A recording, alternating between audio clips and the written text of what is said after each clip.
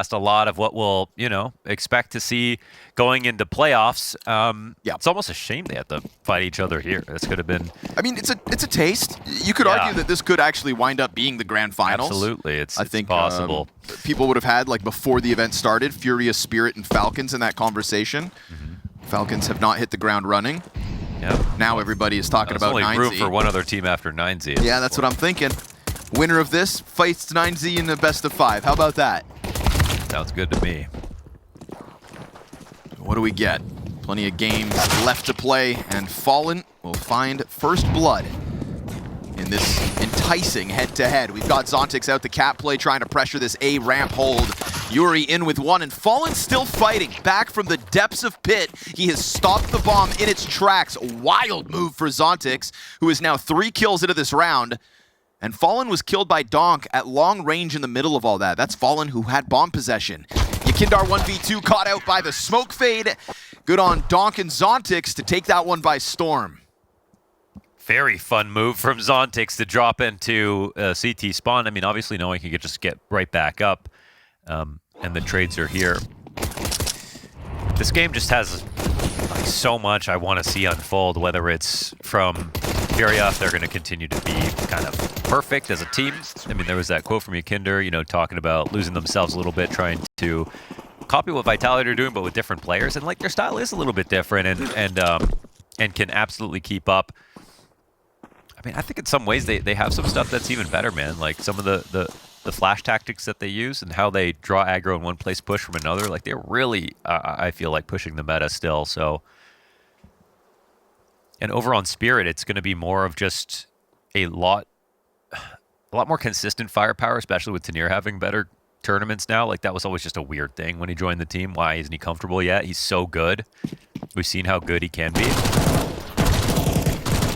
But the question for Spirit is going to be like the leadership, you know, can they can they make the most out of these players with Magics, and he's still learning as well. He's not the only one right now in the top tiers of Counter-Strike that's trying to learn a new role as an in-game leader.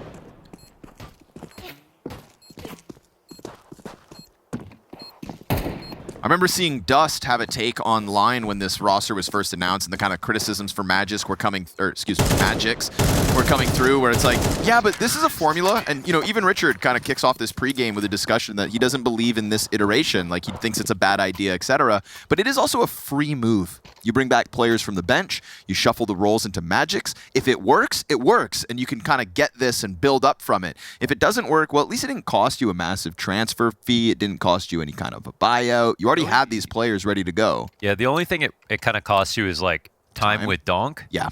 Because like, I think people have brought this up, but you know, if Donk was an opper, like it might be like, okay, well, you know, we might have another 8 years to go, but with Donk rifling, we just don't know. We've never seen a rifler stay this, you know, this good for that long, to be honest. It just doesn't happen very much at all.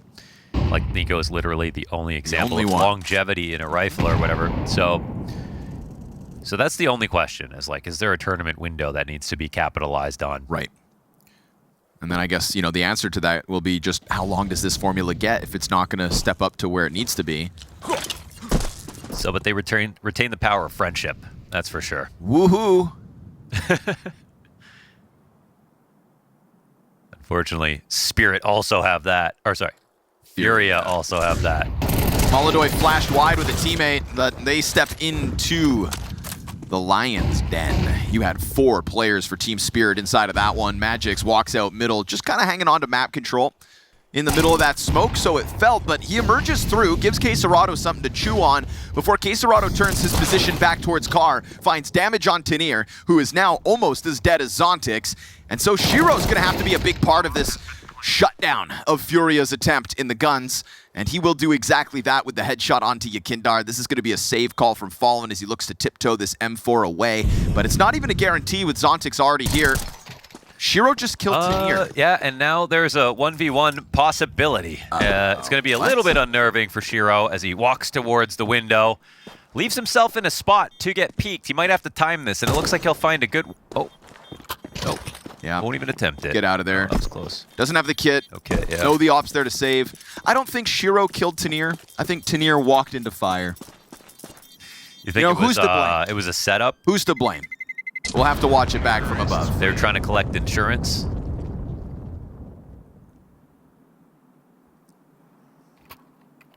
Just One saying. of those schemes. It was just Artie Bucco's restaurant. Hey, you know, hey. Things catch fire. Things catch fire. These kinds of things happen, Artie. Don't tell me you didn't do it. He's just crying. I can't get over that. The restaurant's... And then calling the next one Vesuvio. Yeah. Wasn't me.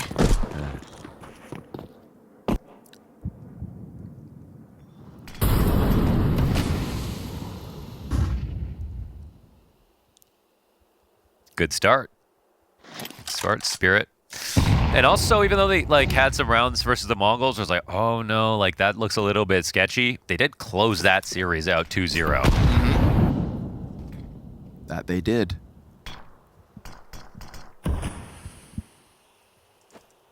Molodoy's op hunts through mid doors.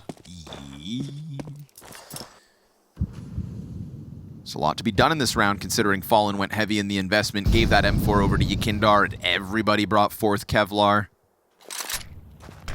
Not the kind of buy that you want to just completely fall flat. But you've already got 2 players up the catwalk. Bomb's looking to go join them as the doors get re-smoked. Missed chance at killing K27. He will not leave that slack out on Cat. Instead, sends a deagle shot between Magic's eyes. And that'll give Spirit something to think about. Yeah, that's a pretty opportune moment to get a kill. This really slows down everything. And now down a player. They're going to continue forward into 3 on the A site. That helps. K27 collects a second. Okay. Shiro's off is making the difference, but Fallen has got long control and a gun for his efforts. Both players for Spirit on the site. Shiro, who has opened up this round for Spirit, alongside the demon himself. Donk looks for duels towards long, but Fallen has gone for this reposition to catwalk. Molodoy's op remains down in CT spawn. This was always a no-kit situation. Fallen's got the recovery, but that's Fallen from long, revealing himself, and Donk keeping his head down versus Molodoy. Give him just enough room to work. He'll close out the 1v2, post another round for Spirit, and get beyond what was looking like a fantastic K27 deagle round. It was. It was still great with the 2. Yeah. And absolutely pinpoint perfect mechanics out of Donk to get that basket spray in for the last kill. So confident. Right in the basket. And even knows, right here, that this basket's going to need a lot of his bullets. Just doesn't care. It's perfect about it. Not a horrible round for Furia, considering they only had 2 guns, but it's the fact that it comes by way of the deagle, really, opening up the possibility of the upset. Doesn't happen. 4-0 start. Spirit looking to put a dent in Furia after they've built their confidence over the last 48 hours.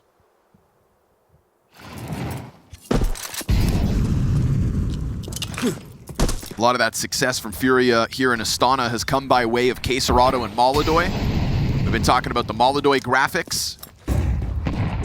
Yep. He's been secure in the graphics, but there'll be a real graphics off in this one with Donk.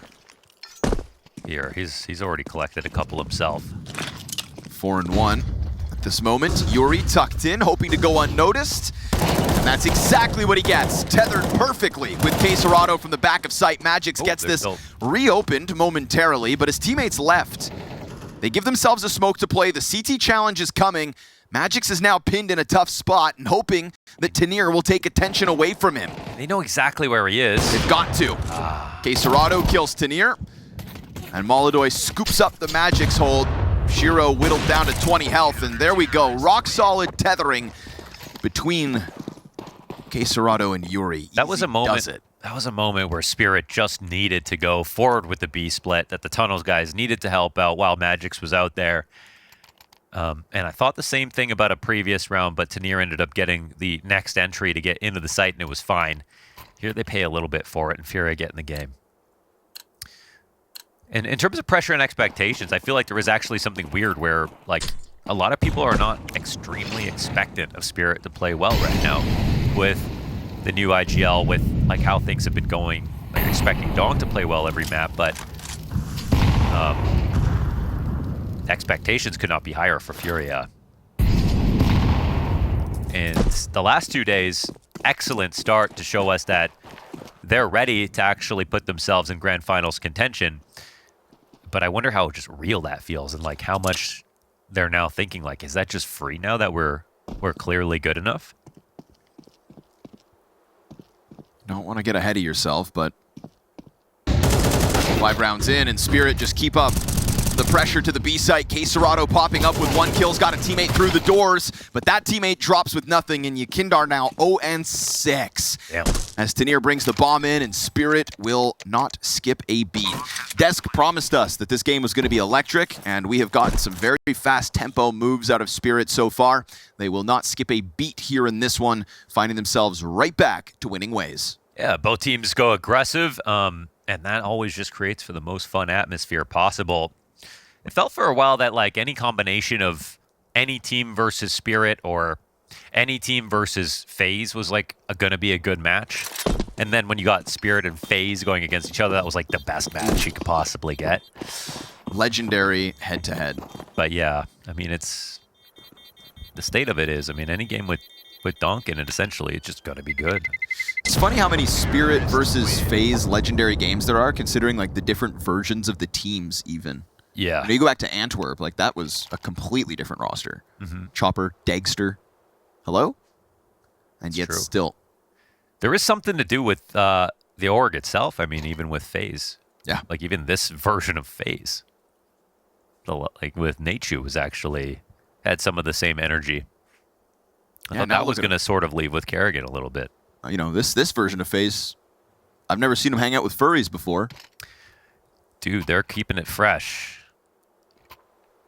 They might go to Disney World.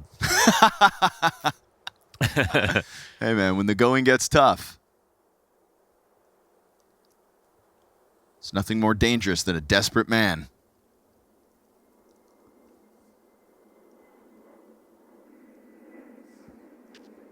For anybody that's not on Counter-Strike Twitter, they've got no clue what the hell we're talking about. Yeah, it's actually trending, so they can just go on and check. Okay, yeah. Yeah, that's on you, not us. Unless you're a fan of Brokey and you just don't want to see him in that state. Well, if you're a fan of Brokey, you'll support him till the end of time. Bye-bye, Zontix. Zontix.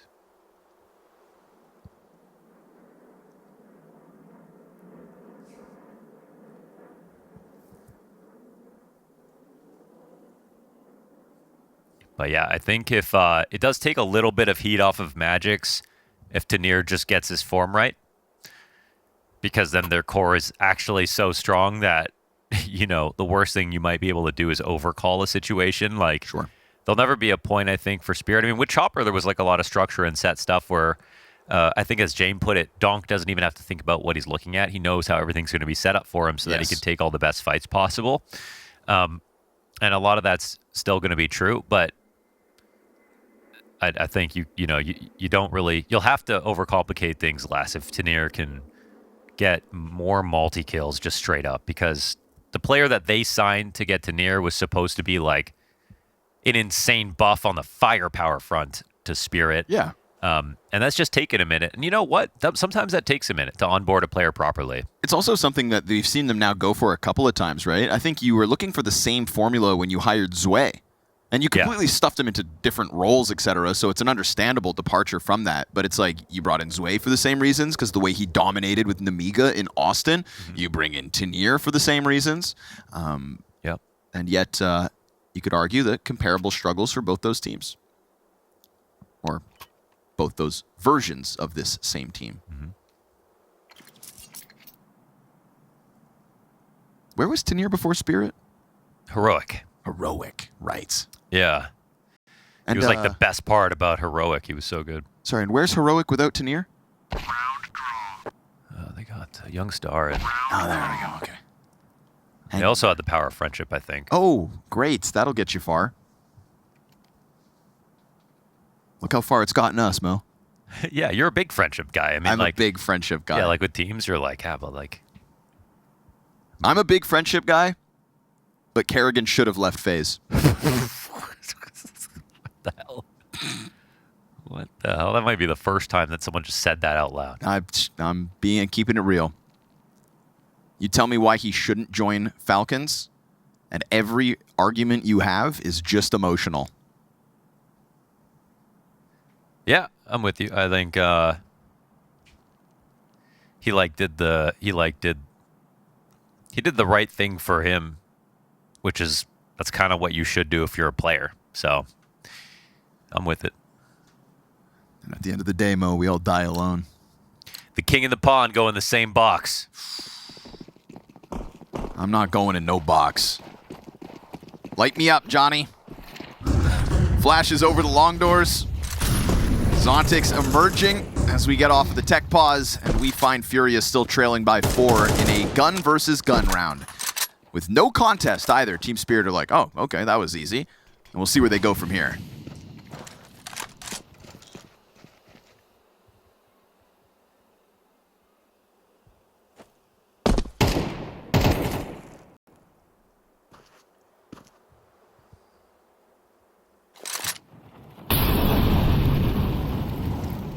MongolZ still waiting for this. Missed chance. Do they step into that again? No, they'll send grenades at him to try to fluster him out of position, and it's a fresh CT smoke for him to sit behind in a minute. Oh, God, Jesus. Who threw that? He's just hoping we didn't observe it, but... Well, it might have been a really good nade, but won't affect his ability to get op kills. Kind of a weird crawl up. Like 2 players in tunnels as you're taking long control. More smoke to go.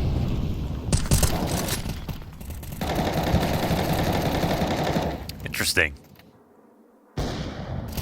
We still have time to move, to be honest. Made the crossover. MongolZ offering a distraction. Guy up on site, don't forget about it. Yeah, that's Fallen looking to get active top ramp. They've lost Yakindar. Fallen strikes with the double. Third piece still on the CT cross in Zontic's.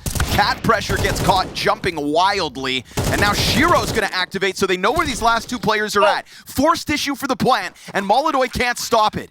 Shiro shaving 2 men off the moment, and now MongolZ is going to feel the squeeze, so he goes wide out the catwalk play, looking for the bomb planter first. Lands the shot. Knows Shiro was mid, but doesn't know where he's gotten off to.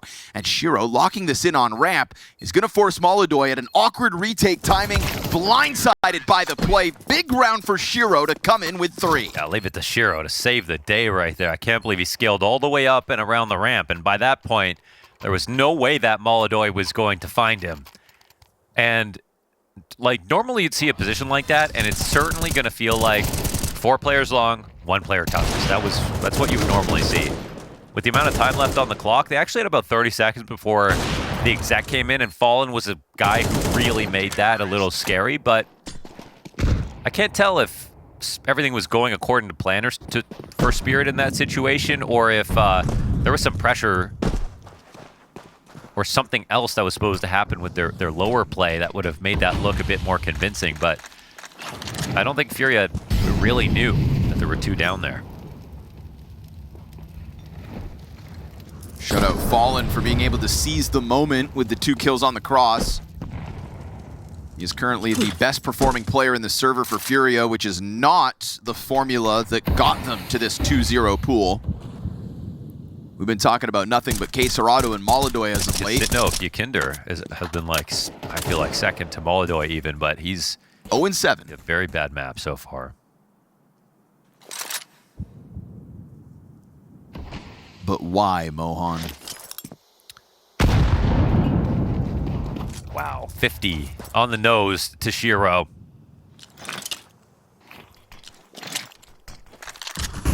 I don't know why, but without Yakinder, they won't win. Hoppers don't blink when they get hit by nades, so Shiro will still very much be a part of this engine. We get utility coming over, but it's a heavy mid-B move. Yakindar's first kill collected, and that opens the door for K27 to just clean house. He picks 2 players off the play, bomb dropped in the doorway of B, and they just got past that top-mid timing here. A push-off by Fallen. Fallen did not see this, so this guy in tunnels Shiro could be the hero again, but he's got to get this frag. He has to find Yakindar. He doesn't have time. Yakindar just turned. They have to get the bomb. This is round's over. Missed it, yep. If only maybe Magix was working his way up to the B side at the same time to grab that bomb, but it's not the case. They can't come together fast enough. And so while Shiro is still lights out at a 10-3 scoreline, this is indeed Furia's second round, by nature of Yakindar's first kill. Which is nice to be able to say, for sure. The mid B's, a little bit disjointed here for Spirit. The defense was really good, but I think they were coming in with the Freiburg jump, getting the mid B pinch going, but there was 3 in B ready to defend the whole time. So I don't think Furia were super uncomfortable at any moment. It's always going to be hard.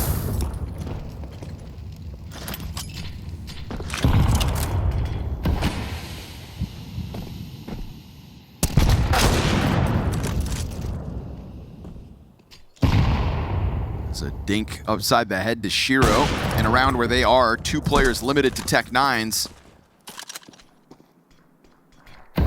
Spirit don't really want to be taking damage on their riflemen.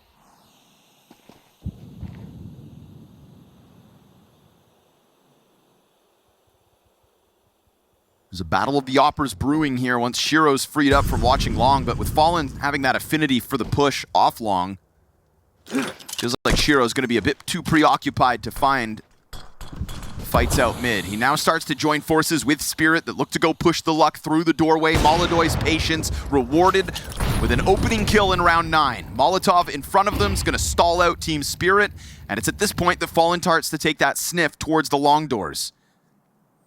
Kindar's angle could damn well catch Spirit off guard. But it's actually smoke fades and he's exposed. Good hold by Yuri for at least the one. And then MongolZ, keeping that op in the action, has found a 3rd frag this round. But to push outside of the doors and grab bomb is a daunting task for Zontix.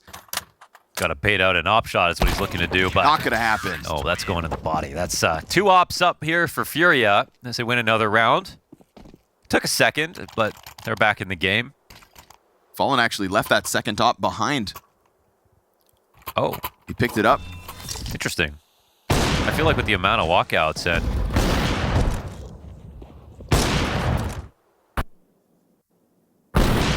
next drop at B might not be a bad idea, but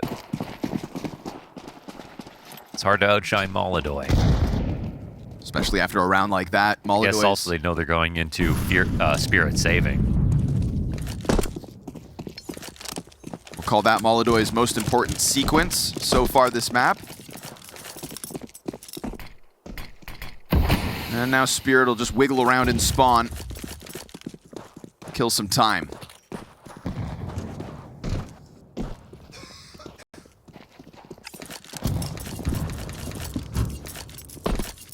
This one's going to be a pseudo-tack pause as they talk about what to do next.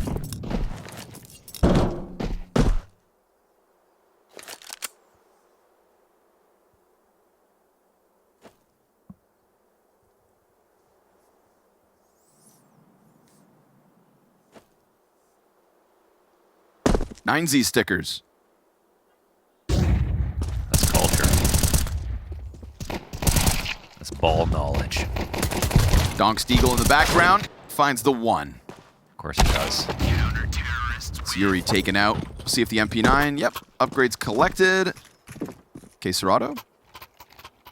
K27 ends that round with a USP, but it is 3 rounds in a row for Furia. A well-earned reward off the MongolZ mid-sequence. 3-round streak. Still a chance to tie this half by the end of it. Yeah, again, I mean, Kinder's looking like a late boomer this game. That's definitely the slowest start. 1-9, but his kill has resulted in a round. They've had 3 successful mid-B defenses here for Furia.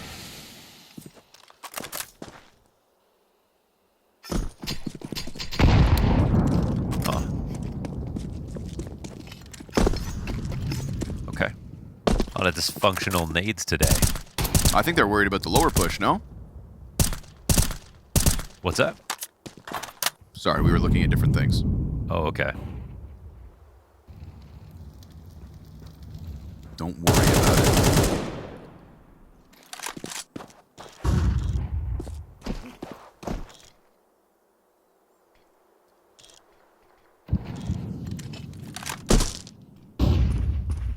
Giving a lot of space over to Spirit this round, our Furia. We've seen that B site stand the test, but that's usually when MongolZ is kind of helping out in middle. Right now, he is very much a part of the B defense. It's almost like they're scrimming this mid-B. They just want to get it right. Main issue so far is getting stopped on the tunnel side, and then the mid guys are kind of stranded as the smoke comes up. So let's see if they can avoid that hazard. It's another smoke deep into the tunnels at 30 seconds. MongolZ eyes on mid. Yuri collects the kill to Zontix, but Tanir comes through with the trade. That's pressure on MongolZ. Good shot back. Into the site, though. Shiro's going to pull him off. Just a bare bones angle, surely. And you've got Donk locked into the mid-cross. He will blindside one. Mad advantage here for Spirit. Donk can't manage the multi-frag, and Shiro doesn't actually collect off that. This is a doable retake, although low health here for Yakindar, and the Incendiary is going to keep him out of the window retake. They are trying to figure out how to go for this. K27's got a smoke, probably tunnels. I don't know if they're just going to try to dive the plant. Yeah. Yakindar to flash in this door push. Oh, the wall bang's going to soften one up, but they are so low themselves. Bombs at 12 seconds. Yeah, they both got hit. Furia, yeah, kind of still taking a last-second look. There's still time, but Magic's down beneath. If there's a will and a way for Yakindar to catch that second, he had the time for the defuse. He'll make sure that it's a costly round, but it's still, at the very least, a 7-round T-side. So they do pull it off. I mean, that's an overall successful round. The tunnels guys get their entries that they're looking for. Mid guys are successful in leaving Donk to cut off rotators instead of having them get up to window. That was all they really needed to do. I think Furia at this point are aware that this is the strat they want to make work. But because of the casualties, it is Tanir holding a Galil. Shiro will do the same. And it looks like Zontix will also join them.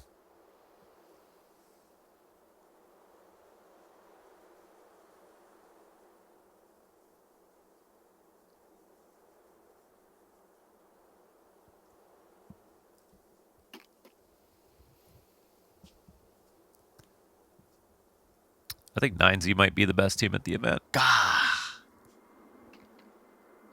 Who would have seen that coming?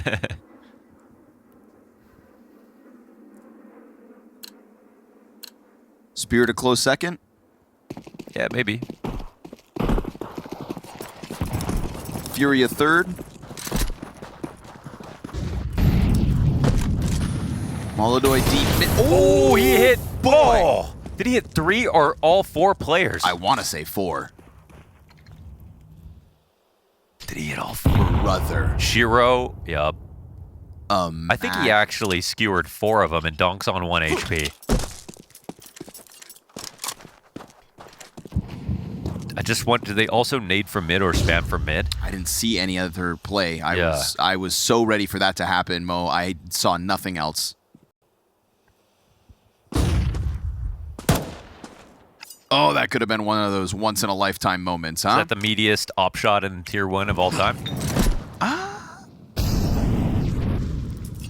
God, there's a lot of damage. B-Traps, get on it.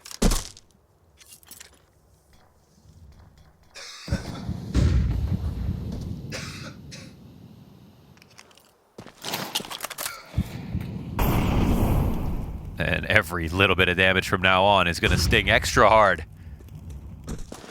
Still want to make this mid-B work again. Yeah, assist city for MongolZ. 1 bullet fired. Nah, K27 must have... Oh, never mind. That was the 5th player, so it'll come down to Donk. We'll see. Had to have been. Had to have been, Mo. 1 HP, 1v5 for Donk on round 12. 20 seconds. You'd never expect it. And you'll never get to see it. He got that tag too. That was 4 assists, right? Yeah.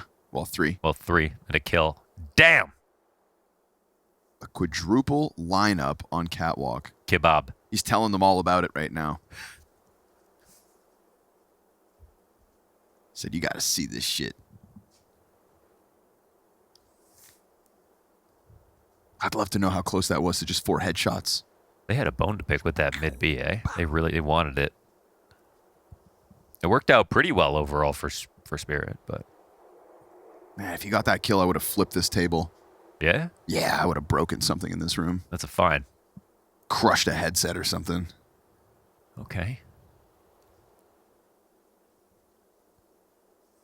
If you got that quad kill, I would have picked a fight with somebody tonight. How do you do it though? You got to get all. It's got to be like all headshots. Yeah, it's got to be headshots. Oh, if only he had better crosshair placement. But I mean, when he peeked into that, it looked like one amorphous blob of a person. It did look like he could have gotten all the headshots, Mo. Yeah, it was like Pikmin. We need to run that back. We'll get the detectives on it. How close was he from the op shot of all time? Still might be the highest damage op shot In Tier 1 in Counter-Strike. Tier 1 Counter-Strike in history. You never know when you're on the brink of greatness with CS. That's why we watch every day, Parse the data. every game, every single moment. Fast move around the long corner for Furia. They're not going to pull punches. They've got the smoke for the cross. They've got the bodies for this, but Magix actually finds a gap. Oh, Molodoy is going to exploit the same small gap with a Glock shot back through. Donk is on Cat with Tanir, and we've got a double up of CTs down beneath them. These Berettas trying to get into the play as Donk is just out in the open, looking for duels as he does, and that is why. Finding the headshot, dropping the bomb in the process. Shiro's Berettas start to roar, and as he reloads them, the bomb has been picked back up, but we can see the damage that's been done on all the Furia players. Dude. Clean up on the bomb site. The way he's just out here swinging. K27 could still deal with this if not for Donk. It's a quad for Donk. It's not with one op shot, but it is still 4 kills for Donk.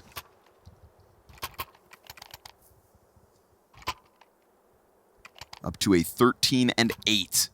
Thanks to that pistol. Team Spirit's lead grows off of it. He's just stays out in the open the entire time. We see the tail end of it, but he never looked for cover. What do you think Donk is afraid of? Because we know when it comes to Counter-Strike, when it comes to video games, there's definitely nothing he's afraid of. I bet it's like the ocean. Because you can't stand. Okay. Therefore, Also, you can't aim as well. It is big, he is small. I mean, it's much bigger than all of us. Yeah, that's what I mean. You're not big, buddy. Not compared to the ocean. Donk knows they're coming for him. Fine by him. Not afraid. Has no reason to be there in the unupgraded pistol round of Team... Well, just Furia. Team Spirit. 9-5. Do you think they're going to put Donk in a museum one day? We should probably ask his permission first. I think that's his choice, but... I think they've put less impressive people in museums. Name them. I went to this weird museum in Amsterdam once where it's like a bunch of, like, mummified people. It's the guy who invented weed or something. Yeah. No, Mo, that's God.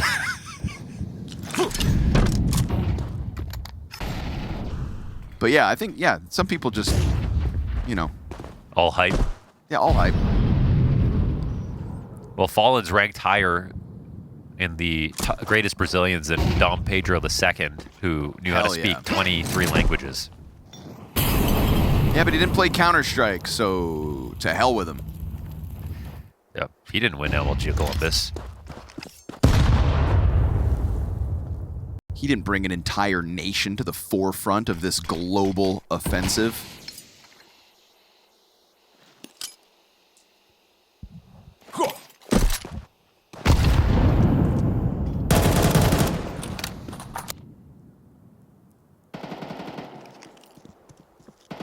Three SMGs out on the field for Spirit. We'll call this one a bonus.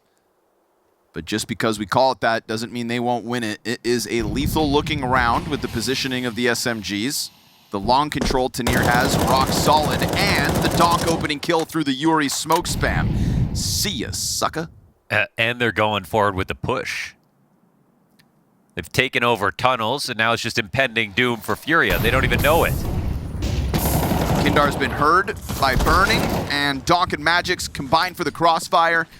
frag grenade to soften up Fallen, and here's the chase from Zontix. Absolute ownage here for Spirit. I mean, this was a gun round coming out of Furia's T side, and I couldn't pinpoint a single problem that Spirit made. That was sheer confidence every step of the way, doing as they please, and walking away with 5 players alive in the bonus round. I just love how quickly they go from Tunnel's kill off the Donk spray to taking over Tunnels entirely, calling out that no one is there behind the smoke. Got a really good read of the map.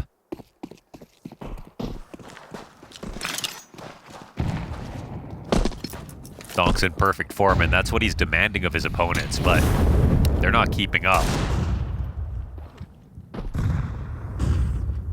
Furia have had 3 kills so far on this entire T side. No bomb plant and 3 kills. And before they realize this one could be over. AK for K Serato, pistols for the rest, and tons of utility here. Shiro trying to make things uncomfortable will do exactly that as he mows down 2, queues up Tanir, and Magic's nade finds one from the CT spawn. Oh boy, 4 kills all Furia have on this T side. Yeah, but did not expect Spirit to be able to disrespect them like this. Yeah, beat them, maybe. Disrespect them? No, not with the version of Furia we've had so far in Astana. No, they're not like looking quite as just confident out of the gate here as they did. Obviously, this team they're playing against is a lot harder, but the ways in which they look good were not all aim related, and it wasn't all about Furia disrespecting their opponents previously either. They really treated them with respect. Maybe that's their main issue. They're kind of thinking about this opponent as just a lot more difficult and not coming forward with just that raw confidence because they have the tactics, they had the cohesion, they had a lot of the great sort of stats, I think, to show that they were a great team, not just a team of great individuals, but they were also both. And I think obviously one of the main problems here is Yakinder this is going to be his worst map, I feel like, of the event. Yes. I mean, it was the asterisk we put in Furia when they were able to dominate Monte and Heroic. It's like, well, wait for the real opposition. But to see them play almost like a different version of Counter-Strike once they're up against that different caliber, that's what's starting to fall flat for them, right? We had in the interviews, right? They were trying to play like Vitality, XYZ. Hey, I was hoping to see the Furia from yesterday at least try to do the same thing to Spirit, but we really haven't gotten that here on Dust 2 at least. Furia's pick of Overpass awaits. No slouches on that map, obviously. But this is damnation at the hands of Spirit so far on Dust 2.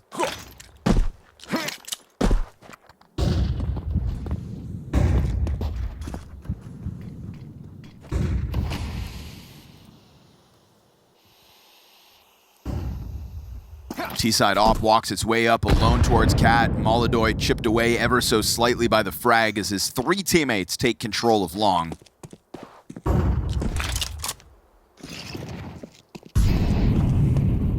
No challenge here, huh? Not one person from Spirit has walked into a challenge until that occurs. MongolZ punishes the Magic's push down catwalk. Donk, only the one. An oddity with how impactful he's been, but Tanir here to pick up that slack alongside Zontix. Oh, nice nade to finish off Tanir. MP9 still resides within that smoke. It was meant to be supported, but instead it finds itself alone. And so Yakindar finding impact in this one as he goes from 5 kills to 8 kills in this one round alone. 1 second extra to get that plant off. MP9 could have got tucked. Instead, now it's Shiro in a 1-on-2. MongolZ holding this easy kill for him. And hopefully this is a lifeline for Fury to wake up. It looked like it was going to be finished on that round after Shiro got that opening kill into B halls again. That's just not happening all the time. This nade is so valuable because not only does it kill Tanir, but it then leaves this MP9 in an awkward solo moment. Zontix wasn't meant to be the hero, he was meant to be the setup. Better late than never, Yakinder.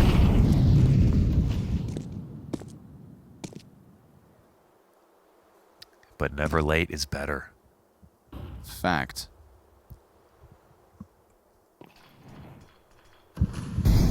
statement of truth. Oh, here comes their mid-B. Kindar low. That'll be tough to find a repeat of what happened last round. Shiro's got Fallen dead already. MongolZ's response onto Magix is good, but Donk has got that hold underway. K27 emerges from the smoke alongside Yuri. Nice take. The two of them try to take over B from the other side, and MongolZ reacts to that Shiro CT push. In the middle of all that hecticness, Furia come out on top. Bomb's not planted just yet. Tanir at the tunnels. They're waiting for him to show himself from somewhere. They're going to wait the entire time, aren't they? Bomb's still outside of here. Yeah, he just picked it up, K27. Yuri's got it covered. Tanir's position known, 12 HP, and the nade'll get it done. K27 finishes off the round, him and MongolZ with a 2K apiece. There's that good-looking mid-B take. I think that Spirit were really hunting for throughout that first half.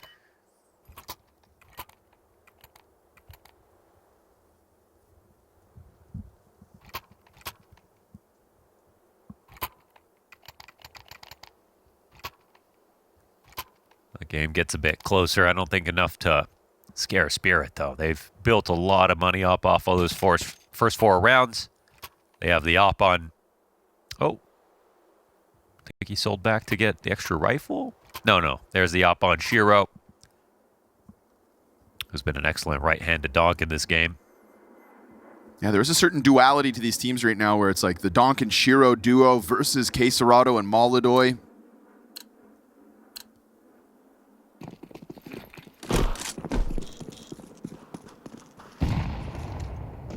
Kinder trying to raise the floor of Furia.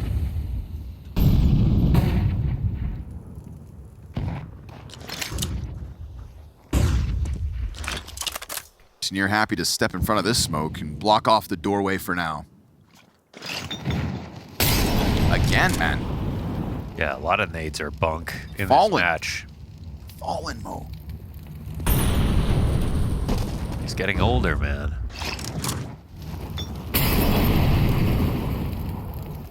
Maybe it is time to retire. I kid. Please don't. I kid.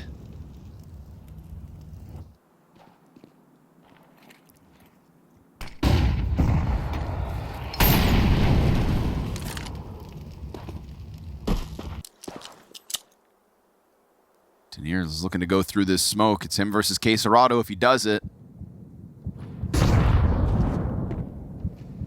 Just takes a glimpse and falls back. Down to 45 seconds now, Furia.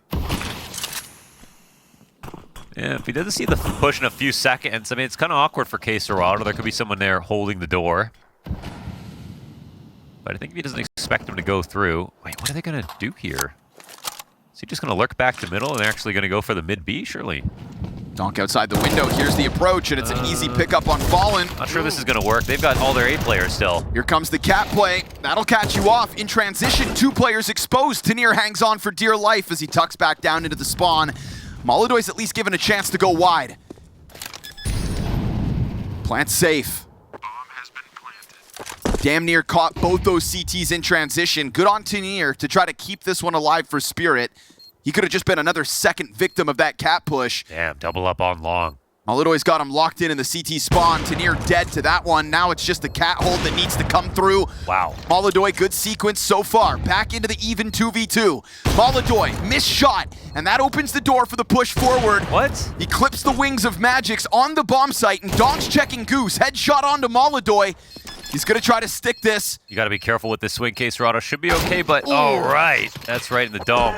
Yeah, MongolZ jumping off the site, doubling up long. They just couldn't believe it. They thought someone else had planted and the other was on ramp. That is a rare move to make, to be honest.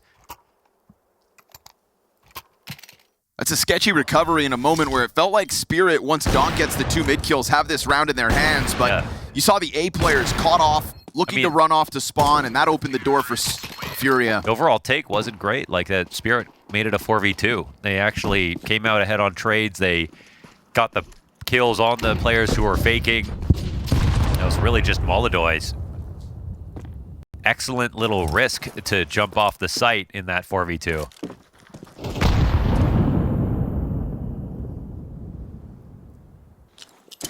He kind of turned himself into a CT versus a cat take.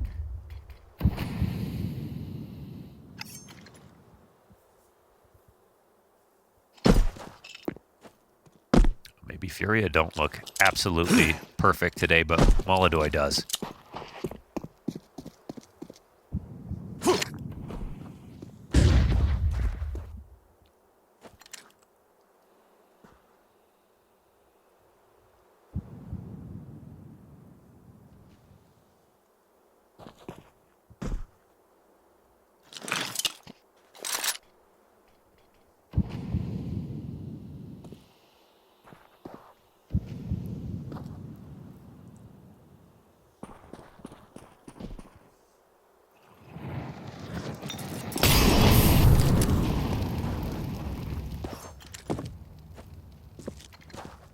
That nade's gonna stay. Oh, big time, but they get the kills to come through. Good on Fallen. In the heat of that moment to find the double. They might not be ready for another player on the site. It's a 5-7, very lethal. You find him in the mid jump, and Yuri's low because of all of that nade damage early. You'll clear the player off site, but Shiro with the wallbang headshot, and again, Yuri was low. MongolZ to the Glock of all things, but it's only the MP9, but he jumps right into it, and Spirit with a robbery. Never supposed to win that round. They're 12th by way of a capitulation. Furia, give that one over. Yeah, I mean, it's the right stack and the perfect grenade in between 3 or 4 of those players on Cat. And again, it wasn't Magix who threw the HE in the first place, so they weren't totally prepared for his play. And that's the problem with starting off slow for Furia. They were starting to look good for a second, but you leave room for errors versus a team that has this much aim, and one good tactic makes all the difference. Man, and that's devastating too. The money that's left over, just with Furia, we're trying to make something happen on Dust 2. That is how fragile this T-side was gonna be. You've at least flashed Shiro off the line, but he still tucks into the cover at 64 HP. You've got 2 defenders, hard dedicated here for Spirit. It's only pistols, and those pistols not meant to prevail. Zontix, oh, he thought he had gotten away. But spam through the smoke, and a moment here for MongolZ will be denied by Magix going up and over boxes. Man advantage, health advantage, gun advantage, and Team Spirit's retake underway. They've got no utility besides this flash from Fallen to defend. Oh, wow, there's tons of nades still for Spirit to set this up. Smoke off the car just in case. A nade in front of that one flashes up and over through the window, all on Yuri now. 74 health, and he is done for as Tanir comes through with the headshots. Team Spirit come through with the retake, and the 13-8 victory by way of a Donk carry to kick off this best of 3.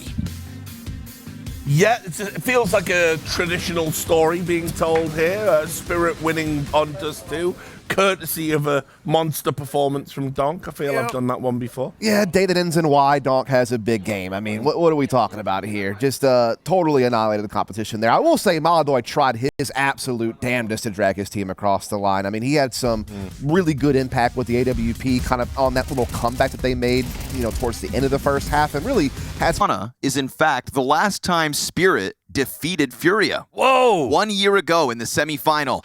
Since then, it's been nothing but Furia in the 2 times they've met ever since. So in a way-mo, this one's about revenge. A Waymo?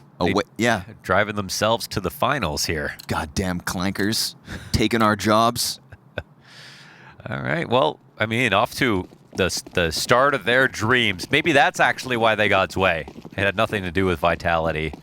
They're kicking off all these roster moves to start winning against this team. Tanir tries to connect one onto the monster push. Not going to happen. Man advantage for the pistol. Doubled down on next to Yakindar.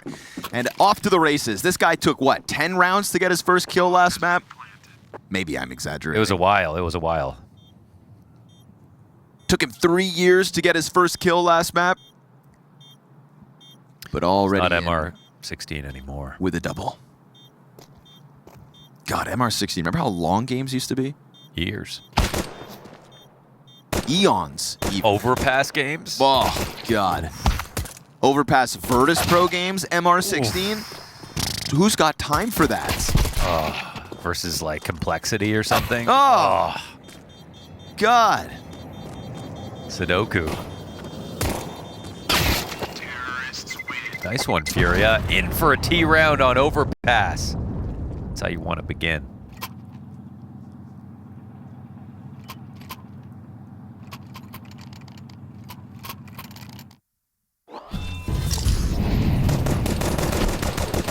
Finds it through the smoke. This next kill is instant.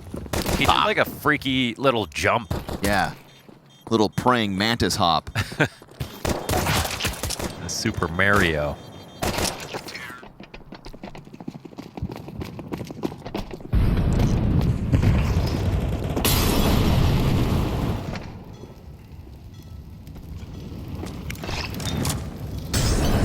Triple MP9 for the force out of Spirit.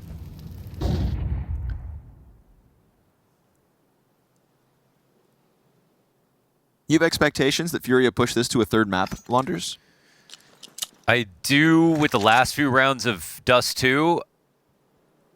Just a little bit worried, like we don't get the series we were hoping for because they did start off so slowly, and I wouldn't have had any questions about their mental headspace if we didn't watch that last map like start how it did because of the last 2 days. I just feel like they instantly teleported back to where their form was just prime, but now I am wondering. And I don't really see Spirit doubting themselves, despite them having some issues. Like, there's some of their rounds are not that clean, but they're just way more confident about how they're peeking and trading everything.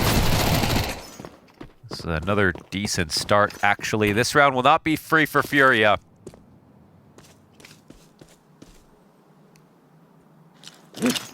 Plenty of damage. Another MP9 left over here for Spirit. Just spreads wide enough. This is a dangerous round, all things considered. With 20 seconds, the bomb having to sprint its way down connector and the low HP on 2 of the 3 remaining Furia players. But that's a much-needed pickup here for K27 to just alleviate some pressure. 10 seconds means it could still get weird, but Zontix misses his deagle shots. And with that, looks like Furia have walked away with it. Still, sketchy, sketchy.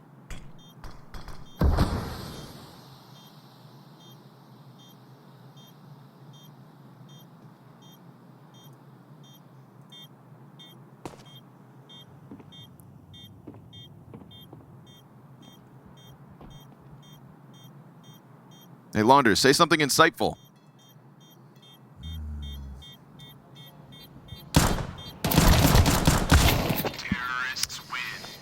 5-7 should be buffed. Okay. No, yesterday was delusional day.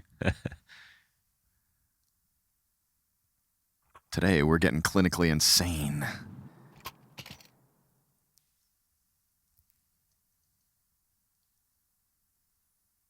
A little nerve-wracking for Furia to have had that come so close. That Desert Eagle in Zontix's hands. If only it was a 5-7. Honestly, yeah. From behind the site there with a 5-7, like, you'd feel the confidence watching him. Imagine how he'd feel. Instead, they get away with it. 3 alive, and sure, fallen on a Tech 9 this time, but he brings tons of grenades to the party. And by party, I mean long. Furia forego any kind of mid-look and just walk this one up. 3 numbers with bomb towards long bathrooms. And Yuri puffs his chest a little bit down in connector, trying to figure out what Spirit are up to, which is very clearly to us this heavy B stack in anticipation of what is nobody. Furia completely avoid this one. A lot of great things to say about Furia on Overpass. I'm just kind of hesitant to, like, get into it because I'm not sure if we're going to see him today. That's the only thing that...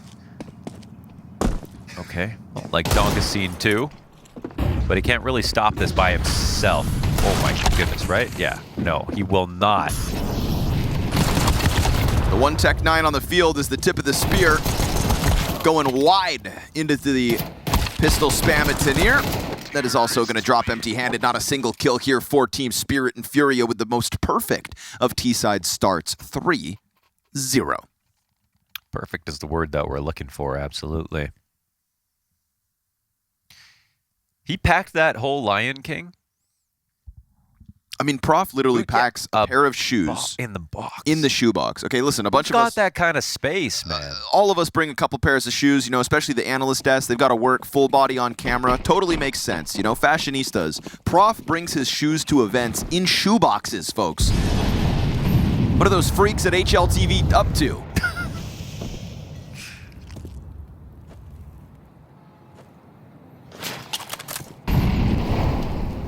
I don't want to know. First gun round here for Spirit. And Furia clearly have their target set to the B bomb site. Zontic's burning. Still 3/4 his health and bolstered by teammates all around him. It's K27 on the hunt, and he finds it. Magic's nade with the only successful bit of Spirit's hold so far. And Donk emerging out through the heaven smoke will catch Furia off guard. An inevitability is this bomb plant coming down as the smokes begin to fade. A reload given over as Spirit buy time for a second. Looking to throw this boost over. But K27 so tightly tucked down beneath it, he won't be found out. Oh, fallen. Instead, the victim of the play.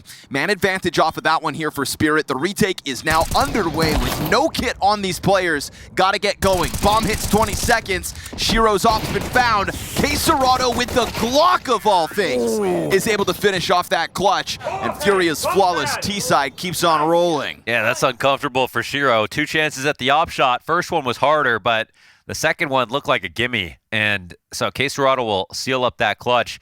But Donk put in a lot of effort to give his chances to his team to actually scale up and win that. Oh, we're telling jokes now? Observer's a bunch of funny guys.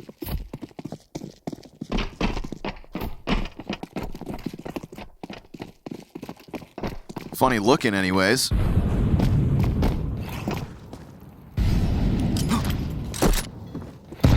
Eat that. He jumped right into it. Yeah. I'm going to go out on high a limb five. here. I'm going to say Furia wins Overpass. You just feel it. You can feel it. They look a lot better. I mean, that's the thing that's so uncomfortable to talk about. You start hyping up a team, we're talking about what they're great at, and then it's all mental issues that are stopping them from like playing to their level like they did back on Dust 2. But suddenly that can all change. Just really, really slow start for them. But that last T attack was excellent.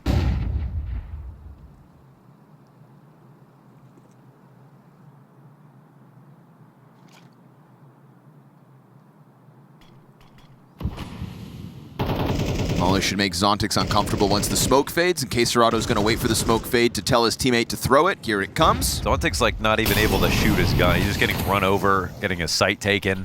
Another smoke at least put in place. K27 having to stomach the frag grenade, but they can still just kind of hit the pause button at 35 seconds. We've got a lot of bodies down here. They don't like the look of this bomb site, do they?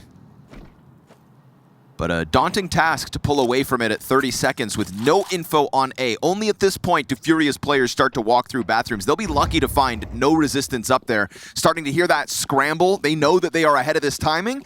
And so the departure of Furia through Connector was actually the perfect move.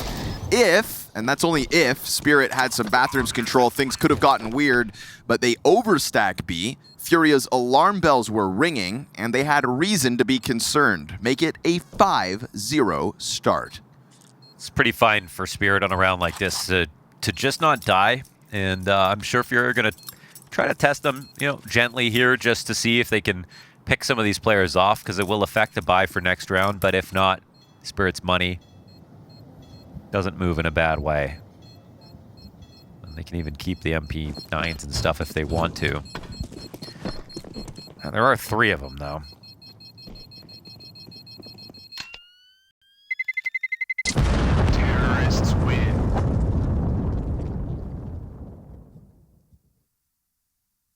Well, here they are. Furia playing perfect. Been a whole 24 hours since we could say that last. Yeah, you can start to see glimpses of it towards the end of Dust 2, like you said when I asked if you had expectations here. But it was just such a slow start. It was such an uninspired start in a lot of ways.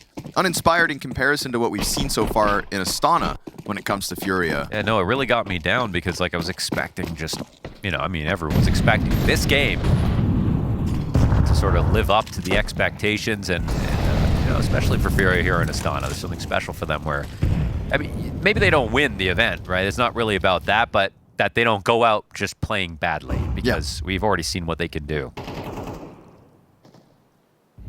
I think we're all kind of sick of seeing Furia be a shell of themselves. We know what they were able to do in 2025. Nothing should have really changed. No, it's not like they need a roster move or anything like that. It's just sometimes they just... Yeah, I agree. Definitely not. Any of these players should definitely not retire for Furia. Just keep it like it is right now, forever. Oh, hey there. Yakindar walks wide, finds damage on Donk, and Yuri's there to clean up as K27 keeps 2 players locked towards Monster. A site yet again, prime for the taking. You know what that is, though? That's actually the Furia walk. That's what Art used to do with this team. Coming up through bathrooms, and a lot of people copied him. How much success you could see from it. But that's Donk with a shadow advantage, and yet Shiro still peering over his shoulder to see out wide, and I think maybe that's because Donk was going to go in for the second swing. But they had a real big gap right there. They didn't keep the front of bathroom smoked. And, obviously not the time to do that. Furia 6-0. Nice to know they've still got it in them. Worrying to see Spirit kind of fall apart as much as they are map to map, but the desk kind of had that conversation about the map to map basis that is Counter-Strike's reality. Terrorists win. And we're watching it unfold in real time. It's almost like the desk knows what it's talking about. But I gotta say, it's a good desk. I don't want to get ahead of myself. I hate to admit it, but it is a good desk. I don't care what everybody says, Maui Snake. I think you're great. The line is, I don't care what everyone says about you, Maui. Oh, damn it. I messed it up. Now I just feel like an ass. Yeah. Stupid ass. He knows what I mean.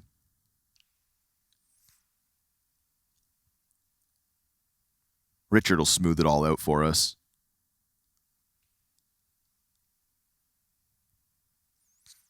What name do you give K27 when he's not playing well? What's his like meme name? I haven't seen that one. It's because he's always playing well. K27.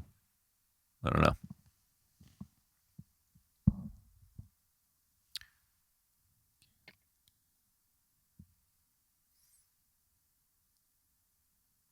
I'm not clever enough to come up with something right now.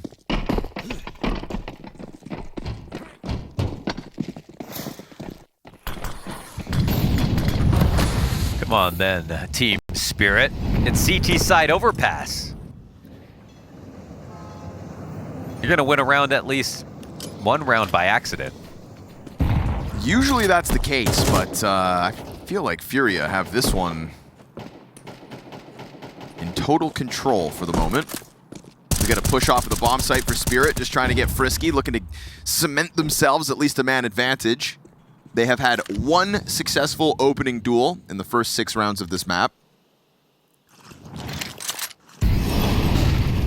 And they have one multi-kill for the entire team combined, thanks to Donk. Those are some pretty damning stats, 6 rounds into the half. Leg shot as Fallen jumps over the line. Shiro held up into connector. And he keeps playing that risky business. Kind of forces the op back onto the bomb site, and Furia going through the motions of flustering this B defense, but they actually remove a player, throwing Shiro at least back somewhat. But once again, you've got 2 players locked into the right side of Monster. And he has an HE grenade that could definitely do a lot of damage. I don't know if he's going to line it up for the wood wall jump up or...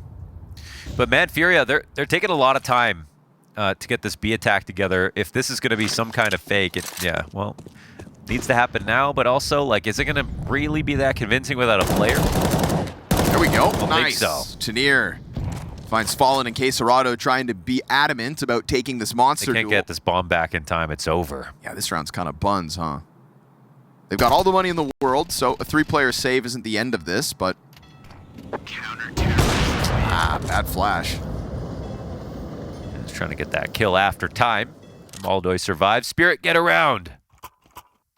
Well, you said they'd win one accidentally, at the very least. This one's just by not kind of overcooking the situation. They played in their sight. They kept it 5v5 all the way into the dying moments of the round, and well, ultimately it's Furia didn't pick a site. They didn't actually set up for anything, and that fake was way too late over on A. It was a good moment for Spirit to push off of the B-bomb site. First time we've really seen anybody in short water. Lo and behold, a little pressure on Fallen and Connector, and damage on top of it nets them a round win. And we saw Furia come into Dust 2 a little bit too late. Maybe the same happens here for Spirit. You've already given an immense amount of rounds over to Furia. Another short push. This time Tanir kind of set off sailing on his own.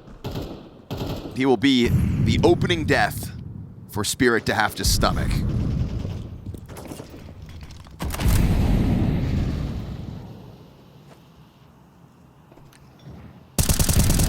This makes it very difficult for Spirit because they kept numbers high later. Now their win con is out. They need to find a new way to pull this off, and it's gotta be by finding the right aggressive move, but they haven't had tons of success doing that. You know, with a correct stack. That's definitely possible as well. It's not like Furia are scouting every time they hit something.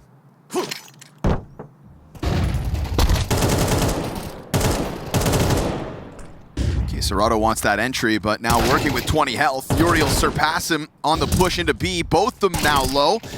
That could be a cleanup for Magix. Donk is out on the field and down into the water here. Man disadvantage still to have to handle. 20 seconds on this clock, and Fallen about to find Donk ready to duel. Ah, nice distraction. Offers up the Molodoy blindside. Nice shot. Shiro's got the recovery underway as he drops down pistol in hand. And it's going to be a late arrival here for Yakindar, trying to keep himself quietly approaching out from heaven. Fallen has just gone silent into the smoke, giving more and more time for Yakindar. Shiro. Whoa, you didn't get the kill? Blindsided. Oh, you messed it up. Oh, no. No way. That is an incredible shot from Shiro, but a massive blunder from Yakindar. Bomb has been defused. Counter-terrorists win. That's awkward. Yeah.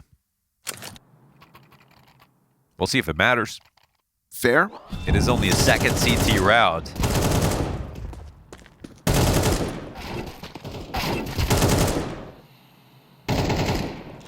He survived. Shooting his USP. Oh my goodness. I mean, it is quite a shot, but...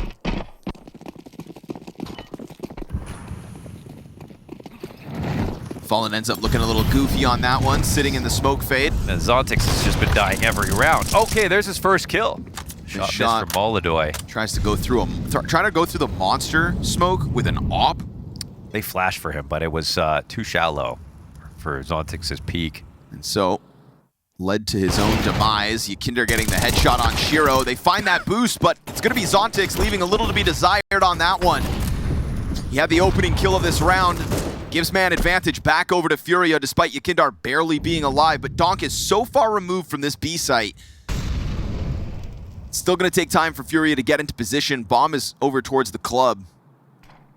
But that smoke will actually open the door for Fallen to go and grab it.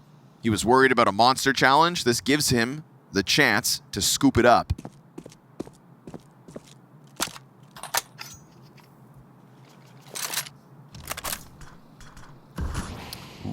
Quite a late smoke to be having at this moment. I don't think going all up short is exactly what they want to try to do. Nobody at headshot right now to capitalize for this boost. They want to... Oh, all right. There's been a lot of double up positionings on this monster wall. You'd think they may predict it, but Yakindar clipped from a distance, gets that flash out. Teammate eats it. K27 with a team kill, drops the bomb, and it's Yuri to have to trade back now. Him versus Donk, 7 seconds for the plant here. Thinking about heaven. Donk is not going to run it down. Yuri's gun back in hand. Oh, he goes for the smoke, and just enough time. Donk spams through. 50 health for Yuri. But he gets it! What? Over top the smoke, Donk gets clipped and Yuri clutches. Ooh. And his clutches, in this year, rock solid. That could have been an HE that Donk had, and instead he tried to shoot his way through the problem and did get a little bit of damage off, but it's the clutch that matters. That's honestly incredible that Furia win this round. All up short, team kill on the way in. The double monster setup only comes up with a kill each.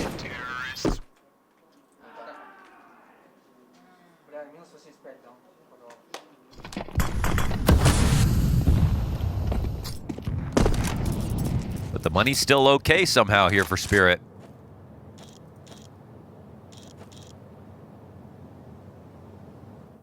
mean, he's got to be sure they missed this timing big time. Surely he's going to move off this, yeah. Oof.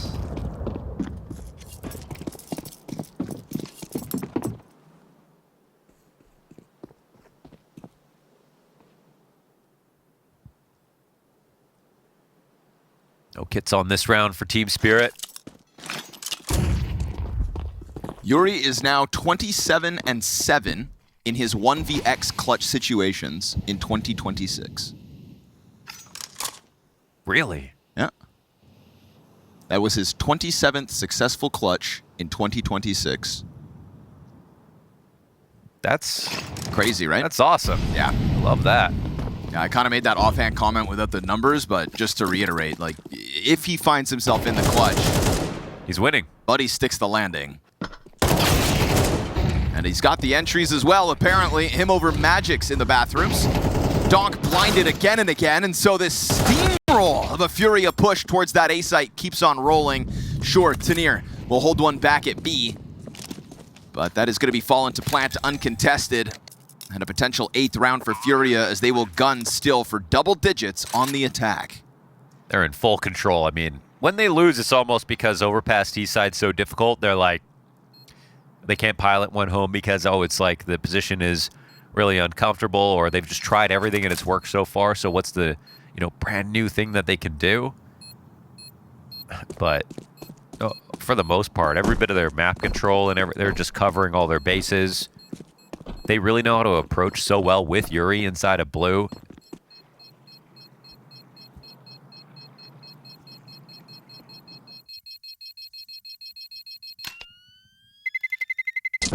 Terrorists win. This is the strong performance that you wanted to see out of Furia.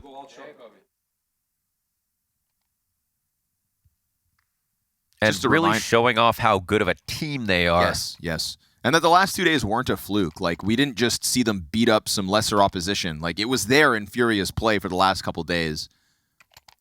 Oh, you lost the Spirit on Dust too? You wouldn't be the first. So how many clutches does K27 have this year? I'll take a look. That's such a high number. I mean, know, I look it's at like insane. overall stats for a year, and some Yep. people don't even pull off 27. Yep. And we're not even halfway through.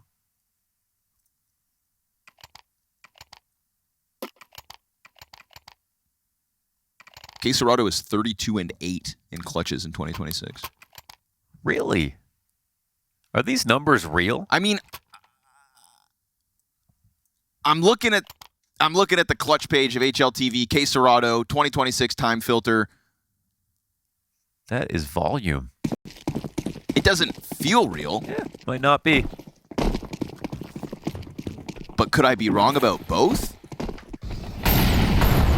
Yeah.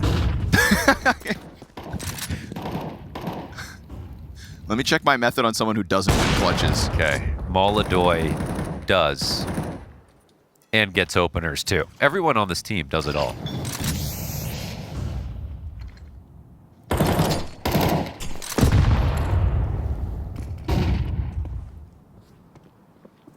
They're really going to pick up round 11 as well. So good in all parts of the round.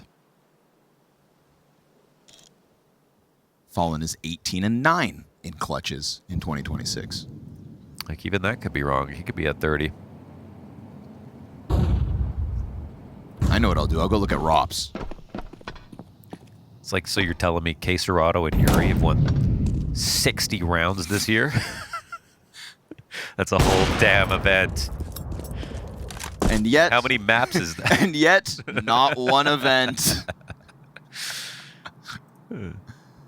Well, Rops at the, I don't know, was that at Rotterdam? He had, He had no clutches until oh, no, the it was grand Dallas. finals. Yeah, it was Dallas. Nope. Yeah, like ROPS is only 30-14. Yeah, but clutches. Rops has been less clutch. Hero has been less clutch in the last couple of years. That's just a thing.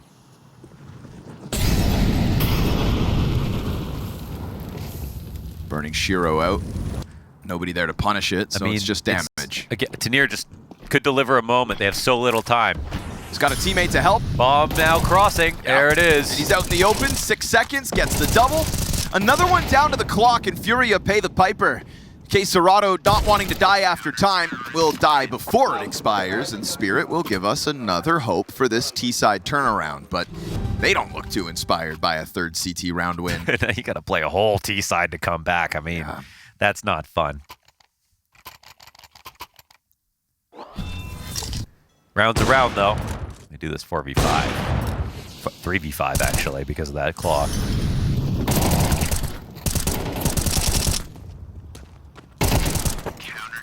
Well, the one smoke they needed was for that path, not the site.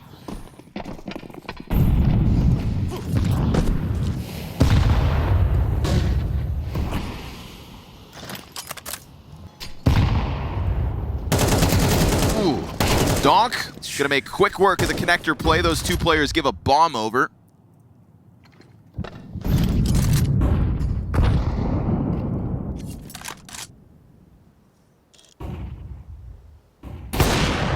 Oh, he tagged him. And Shiro didn't.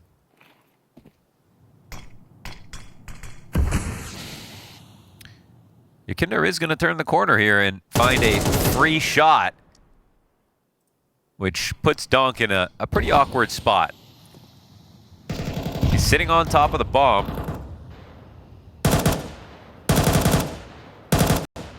And actually, maybe he's quite happy. He's got support behind him. He can fight up the stairs.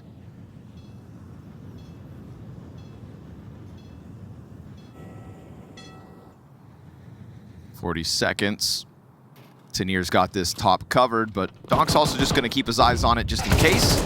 And not even needed. Tanir makes sure he gives cover to Donk, who has sat on top of this bomb ever since he dropped it. Fire to fluster Furia, but K27 ahead of that well enough. Here's the flank from the MP9. It gets caught, K27 turns, and not enough health to pull that off. So Spirit with another one for the road.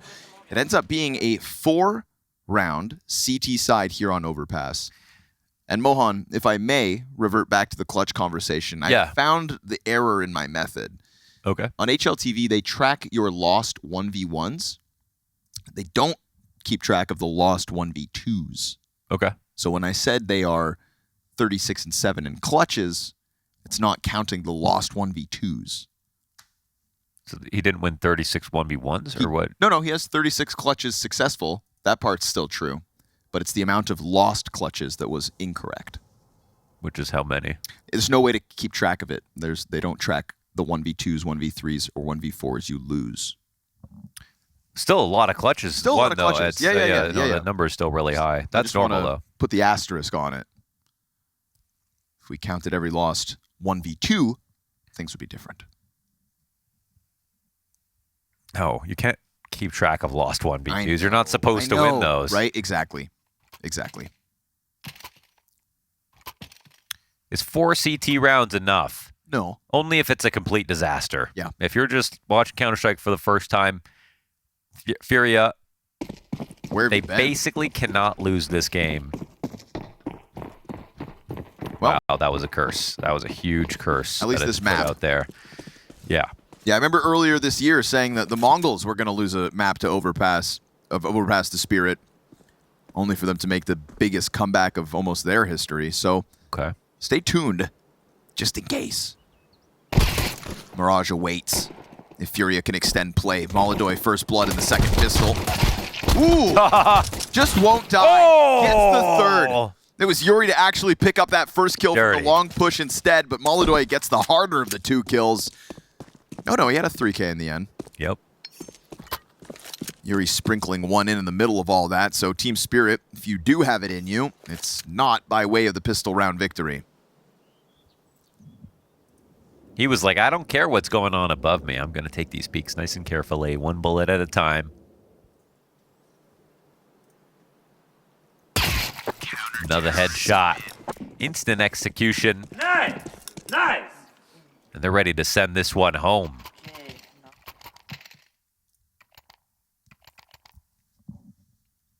Magix is 12 and 3 in 1v1s this year. Who's losing the clutches then? That's what I'm asking. I mean, maybe you should stop looking at the top 5 teams. Oh, that would, yeah, okay, that's fair. Maybe that's my problem. Maybe that's what makes them the top 5 You're teams. looking at the billionaires. Who's poor then?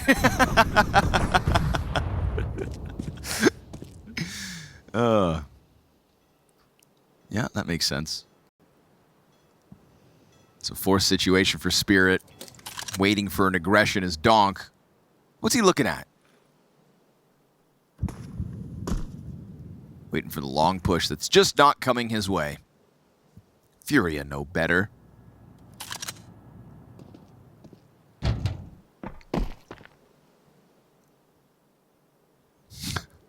Who's poor? That's crazy.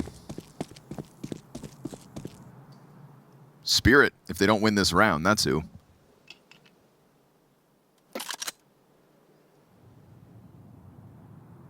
Don't do it, Yukindar. Don't do it.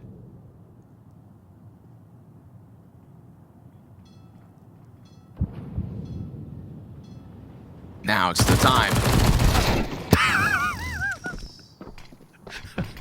You'd think he gets that kill every day of the week, but now there's good flashes to overwhelm MongolZ too. Oh, wait a second. Right on the money were those flashbangs. It was only a small mistake, but now it's become cascaded. Small mistakes. The fact the MP9 doesn't get the kill from top mid, and the fact MongolZ eats that flashbang and then some. You've got M4s here. There's a lot to lose if you're Furia. Yeah, you have to be worried about actually them taking them. Did Yuri? No, okay. Yuri got one. Yeah. He has absolutely no ammo, does he? It actually showed that his cartridge was red. His cartridge. That's a new one. Is that what it's not called? Magazine. You know what's so weird in my head? Yeah? I knew it was called magazine, but for some reason empty mag was a cartridge.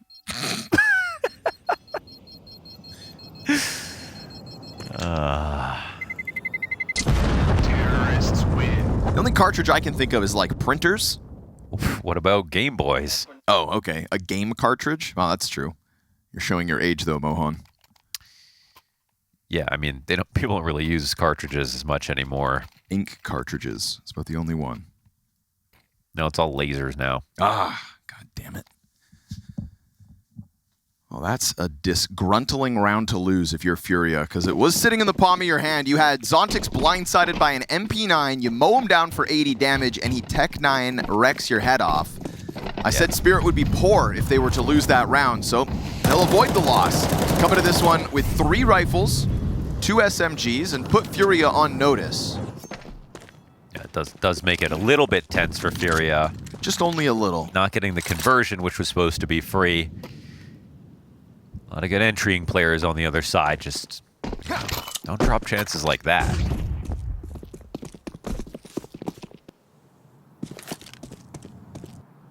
Because then we'll start to get worried about Furia.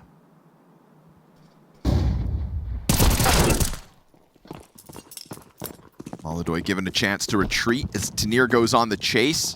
They were there quickly enough. I don't know, he couldn't have fallen back too far. Oh, He tries it, but the fact that he waited and then tried afterwards means he's just a sitting duck on the fallback. Donk and Shiro gonna try to pressure sight. That's a Yukindar Deagle over towards Optimus. CTs are a little bit crowded right now. K27 takes up a position behind this Deagle. Bank push dead. K27 yet to reveal himself, but they seem worried about this. At least those first 2 did. Good on Donk to get their trade, as now Fallen's MP9's all that remains.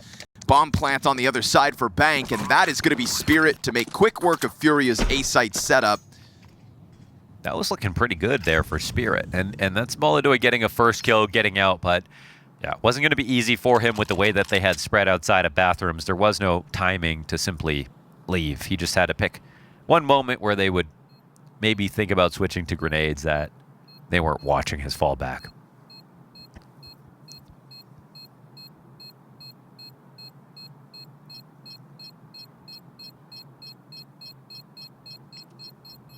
Spirit being able to make this second half look competitive when it's the T side. After the first half, they just look so, beyond outclassed. I mean, that would be a show of resilience, which is, I feel like something that, like Spirit of a lot of teams, that's something that we want to see with their new lineup. Sometimes they really feel like a glass cannon.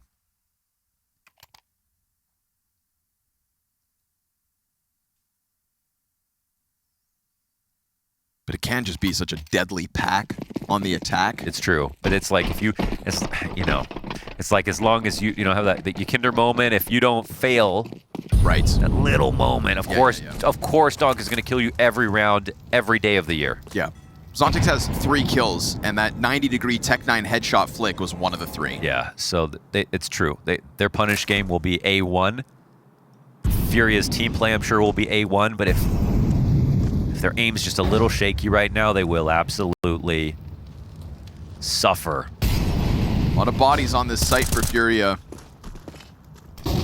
Oof. Well-timed flash.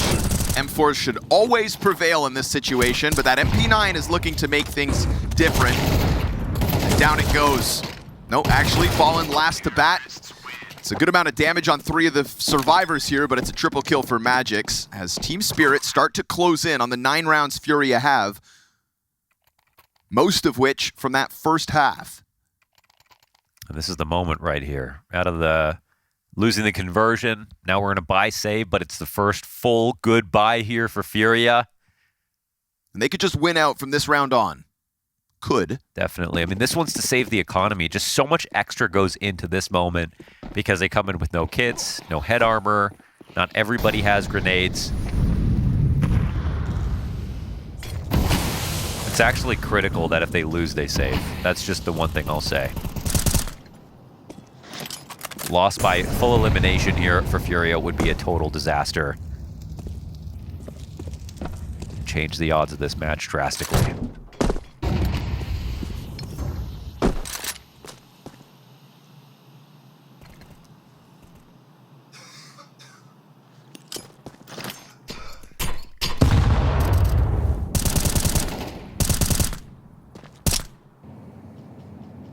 Posturing going on through Monster. Ooh. Wow, he actually had the chance to adjust and flick back.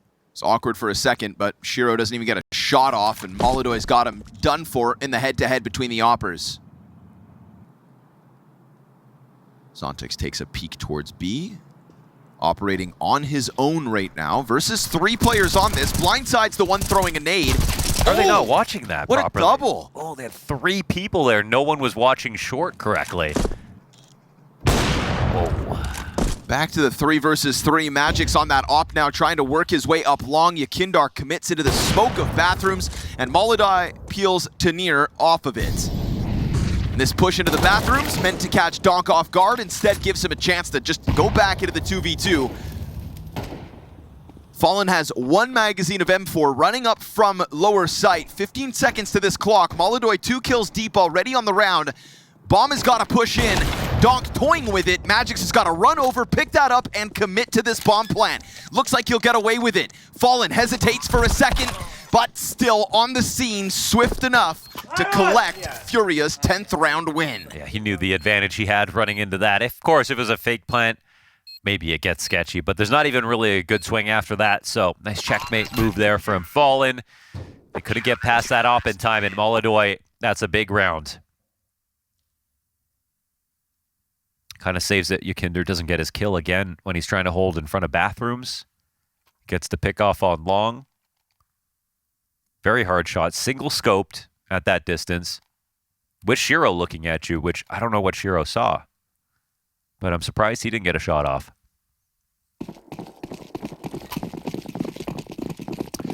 Two ops. All right. Bottle upside the head for Ykinder. Just as quickly as he throws himself in connector, he pulls himself back. Can the 2 ops on A catch off Spirit? You know, I don't even see a disadvantage to 2 ops on A. Oh, man, MongolZ, so good. This kind of sets up Ykinder nicely on the inside of bathrooms. For the next few seconds, they know that he can't be there.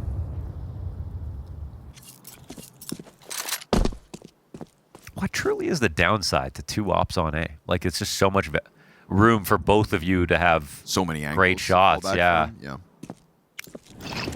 Like, you can't exec from back here. You have a lot of space to get that happening. So, kind of love this. Especially if you put one in connector to start.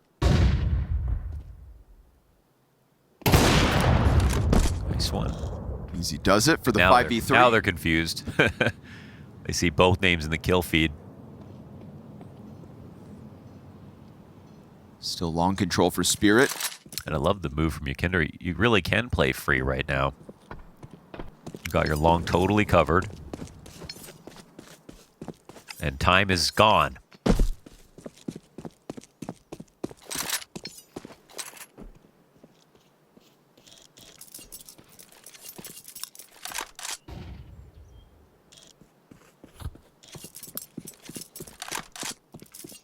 This map is Inferno-ish sometimes. Can be, but it's also it's one of those maps that the best teams always play so well. You got to respect it.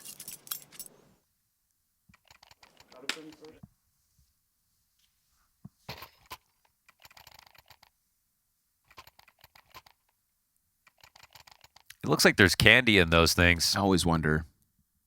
It's tempting.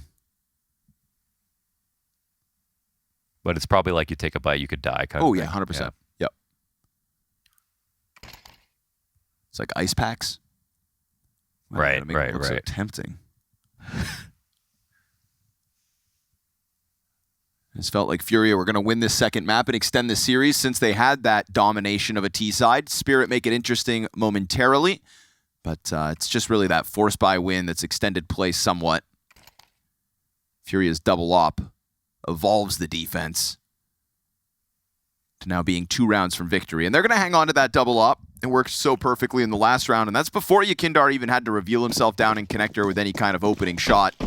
Yeah, I guess the main downside might be like rotating in to B for a retake or something like that. But over on A, I'd love to see this just continue.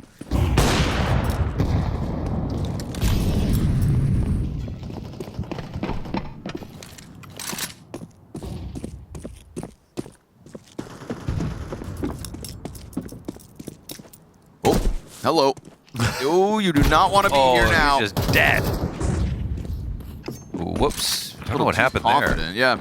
Really wrote off that risk. And seeing as he was the only A player, I think MongolZ's got nobody to blame but himself. I mean, this is not a great position for Yukinder. They did see the 2 ops last time. He's pushing out to unlock some space for his teammates here inside the site. Yuri could get a quick one, but instead allows for that challenge into the site now. K27 trying to work alongside him, and now Yukinder's dead. That's no off on the play now for Furia. K27 and Yuri with a kill apiece, but the rifles churn through for Team Spirit, and they will find a solution to the double op. And that's just catching one of them entirely unprepared for what was 3 players walking up long. MongolZ felt like he had never considered that option. It was kind of a rare mistake from MongolZ. I don't know. I don't know why he just didn't. He wasn't scared of that timing at all. And it's kind of one mistake from him in this game. So, hey, they've got a pretty good lead. The 2 ops is an atypical play, but it was fun to watch. I'm not sure if they'll do that again.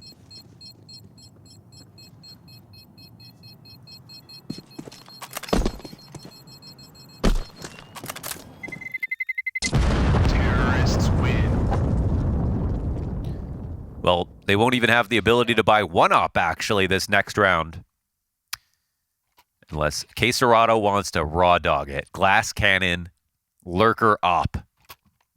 Oh, he's done it. Really, huh? Wait, oh, okay. I mean, how were they going to figure that out? What a tease. No half armor. Do it again. It's insane if he does it again. Are you buying an op and not having half armor? No. It's tempting, though, because MongolZ actually would be worth it. Yeah. If someone just dropped him even a pistol, I think I would actually do that play. So, real chance here for Spirit to make things interesting. Because no matter how you shuffle it, they still spend all their money. This kind of comes down to which weakness would they like? One player with basically no gun or no ops? I'm almost thinking that MongolZ op is worth it, man. Instead of get MongolZ Famas.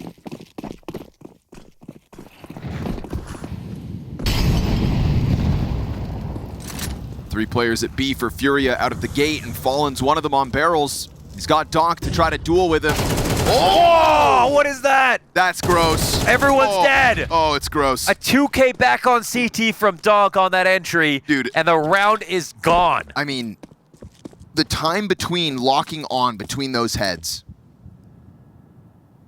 What are we talking about right now? We're talking about arguably the best rifler to ever exist in Counter-Strike. This round started 10 seconds ago. Mo, he might just be the best. Oh! Shiro locks it in, 4 players up. Spirit, they don't just beat Furia in this round, they destroy them. Watch this. The time between those headshots. Woo! Commits to the mow down, unprepared for that kind of a timing. And you know, Fallen, who was having his head tucked in the barrels, did kind of allow that walkout for the players back on boost. He went to spot, didn't see anything, went to throw his nade. In that moment, they walked out. That's off of the timeout. Furia had calculated, recalculated, decided no op, with an op, no op, back and forth, and it is all just swept under the rug like it's nothing. Team Spirit within 2 rounds of tying this. A damn near non-existent CT side out of Spirit, and yet this game remains winnable. Again, it was like the full eliminations also makes it hurt extra.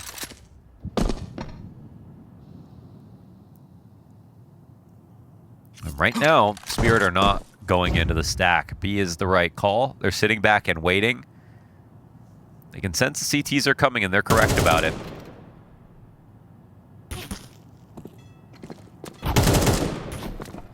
Waiting for more to emerge. Fallen the next to run down to his death. That'll be the bomb moving into B, but not even really needed. Just poor old Molodoy, USP, as Team Spirit inch their way ever closer to a tied game. Double digits after a 4-round CT side, after losing the CT pistol to Furia. But the force that broke through, and now their second chance at consecutive round wins off of that one. Donk is just rubbing his eyes like it's all chill. And the money's still not good. Yeah, the money, oh, it's horrible. Still not good. Oh my gosh. Yep. Economy is going to cause real problems here for Furia. I mean, they could still irk out this win. They could still get back to their guns soon enough to finish off Overpass before we have to go to overtime. But Team Spirit are truly knocking on the door of a 2-0 now. They went from 2 ops to this.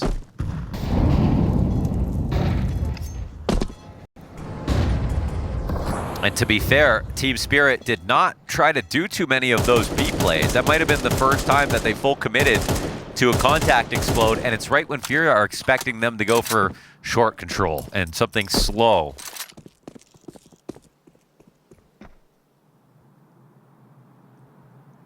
The perfect call for the situation.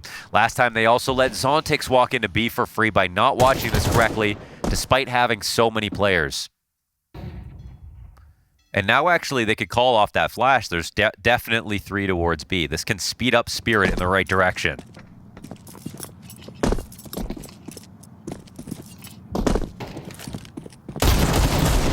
Catch him in the open, find a bit of damage, but Donk gets his 20th kill beyond Yakindar. And MOUZ down Molodoy with the wallbang, allowing Tanir off the leash to go wide with one. One of the 2 MP9s will find, almost a second kill. No impact grenades left to finish these guys off. Could have opened up a Incredibly, possibility. this game gets tied. Absolutely incredible that that's possible, given the T side we saw from Furia, but just a couple of what seemed like minor mistakes. It was Yakinder with the MP9 pushing upstairs and missing his spray.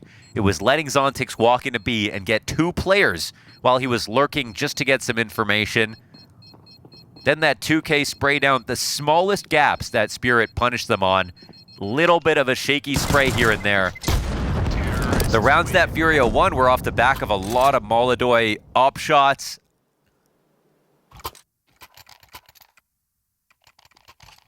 Yuri clutch.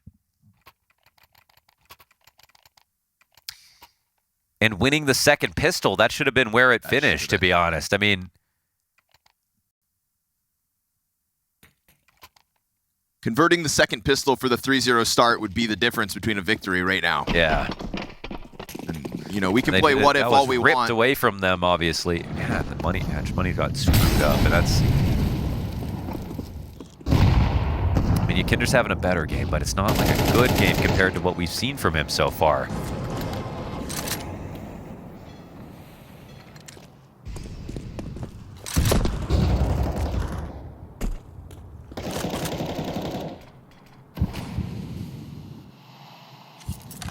Getting these smokes burned out of the B players early.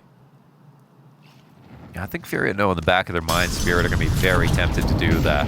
You know, the strat that was so easy and worked really well. And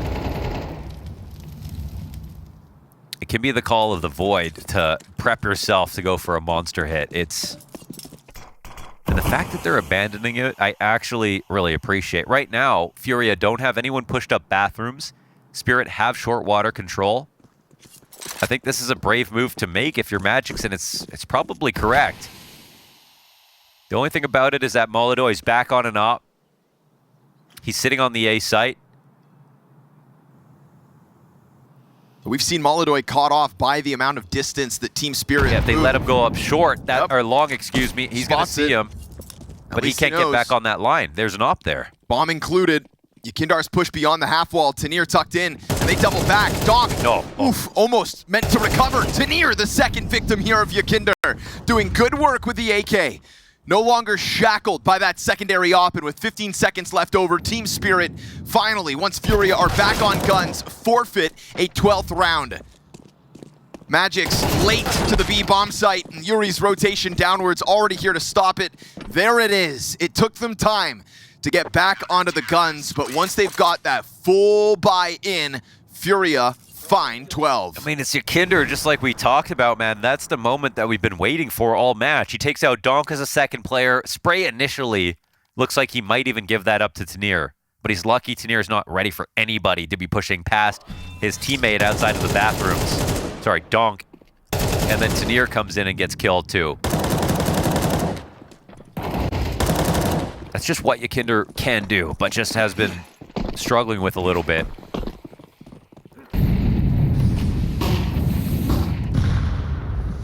MongolZ leans further forward in this opening setup. Takes a look towards long and will clip Magic's immediately. 5v4 for Furia looks good. Donk Long looking for trickles out MongolZ, and through. MongolZ can watch this. Donk finds it. 8 bullets all he needs. That's an A site under question, as right now Furia, 2 players stuck inside of Connector, and with Long already being under wraps for Spirit, it's going to be so daunting to take this look over top of the Connector stairs. But as Yuri takes a quick glimpse, he'll see nothing walking out. Make some noise here. I mean, doubling up here means there are quick rotations to both sides of the map, but they don't actually know where Spirit are leaning. Zontix hears the movement back through short. He's going to be very ready for Yuri on the fallback. Finds He the caught him headshot. jumping. Although there is still a Connector Wait, down inside Connector. The bomb cannot go here. Tanir moves forward. Blindsided by Fallen inside of the site. Bomb still yet to move at 40 seconds. Weird round. And Furia could still just find themselves limping over the finish line. Shiro opens up, but still down in the depths of Khan resides Yakindar. Finally had his moment, a round to go, and could catch them both off guard yet again. Donk is here. They're going to smoke it off as it is a possibility, and a good push by Zontix off at the site to come and clear this. Round 24 looks to have Spirit's name stamped across it, unless K27's clutch stats look even better after this one. Wow, this round was riddled. I mean, there's so much pressure. You can already see it. The amount of small mistakes that happen in the micro, the shot that Shiro gets back, Tanir overextending into the site after Zontix already gets his lurk over into B. The main thing that went well was the approach in the stairs, but yeah, round 24, K27's gonna try it. He dies, and Spirit bring this one to overtime. And it's just a whole new game now. I mean, it is another chance for Furia to show us a better CT side, but the amount of rounds and good rounds won from Furia is very disappointing, considering again how incredible that first half was, and why the whole time I was sort of hesitant to even really, you know, talk about them as this team with all their potential showing again. I was getting really excited for a sec, but now I'm worried again.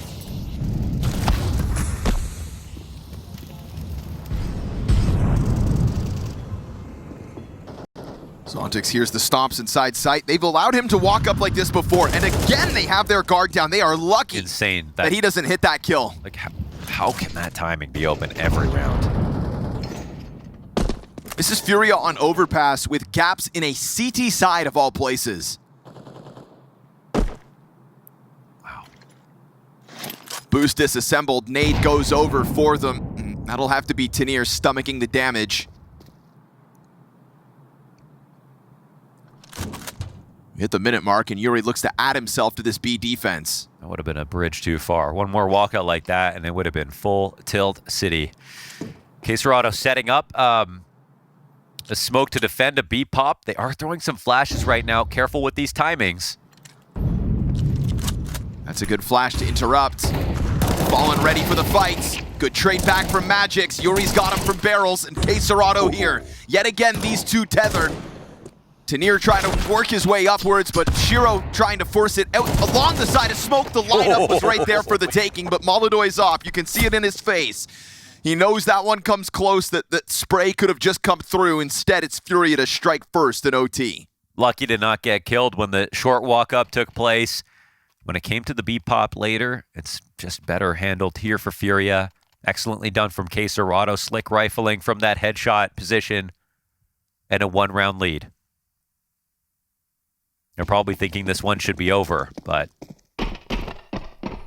now that we're in overtime, there's actually a little bit more to prove from the CT side.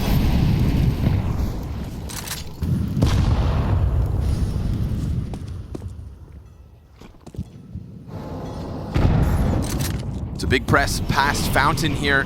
Yakindar plays behind a smoke. Making Spirit's A approach uncomfortable, but this is a Spirit who I think still have an affinity to just try to slam into the B site.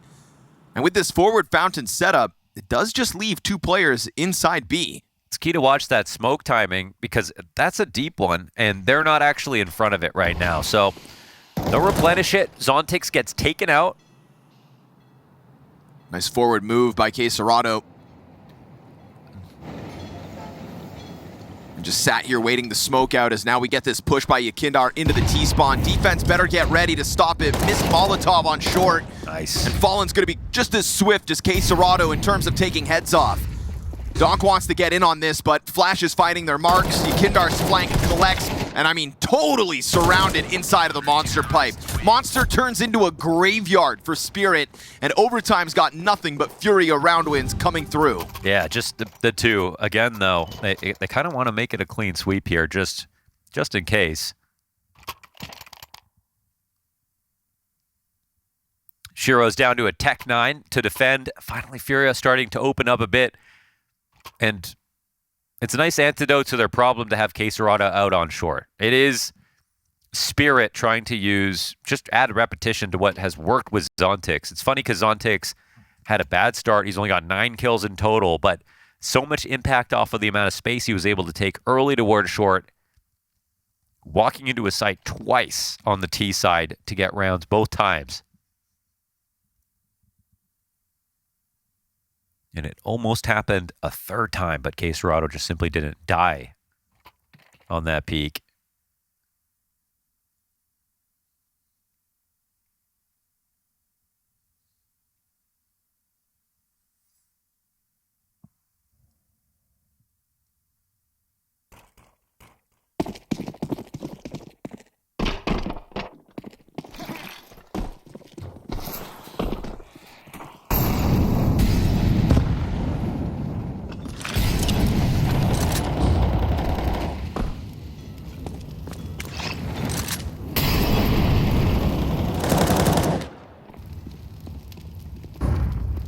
Spirit aren't trying to shroud this movement inside connector.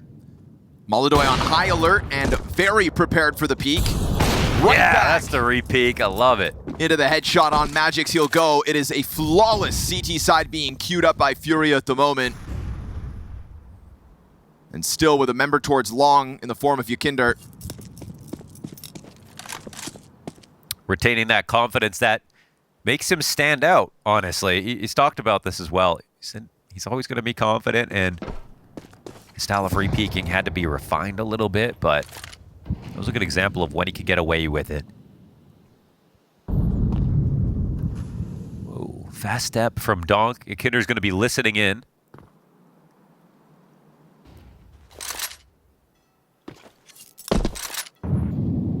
The play just gets stronger. Yakinder in this spot, if no one's wrapping around him, like the odds he gets clear goes to basically 0 now. He actually decides to get active and could definitely catch a player on the commitment, but we'll see if MongolZ is just going to be the one guy needed. He falls back into the dumpster cover, goes for the bank reposition, lets Yakinder instead start to get active, and that's going to confirm all in towards the A site in a final Hail Mary moment. Perfect for Yakinder. Donk turned back around, and it's a triple to close things out. A flawless overtime CT side from Furia as they finally kind of get their legs beneath them on the defense. That's the best way to put it. Everything we know that they could do. Here. 4 CT rounds in regulation, 3 of them in overtime. Yeah. Like, come on now.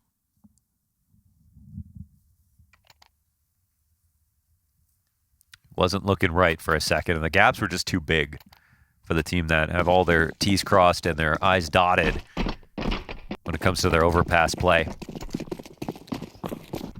It just feels like the communication might be slightly off, and there were some small gaps, like when the walk-out of Monster happened and Fallen missed it, because he did check it, and then,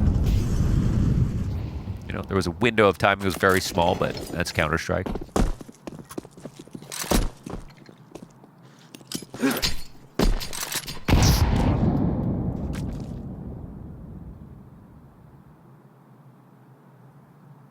All good. Who put that there? It's overtime 2 or Mirage.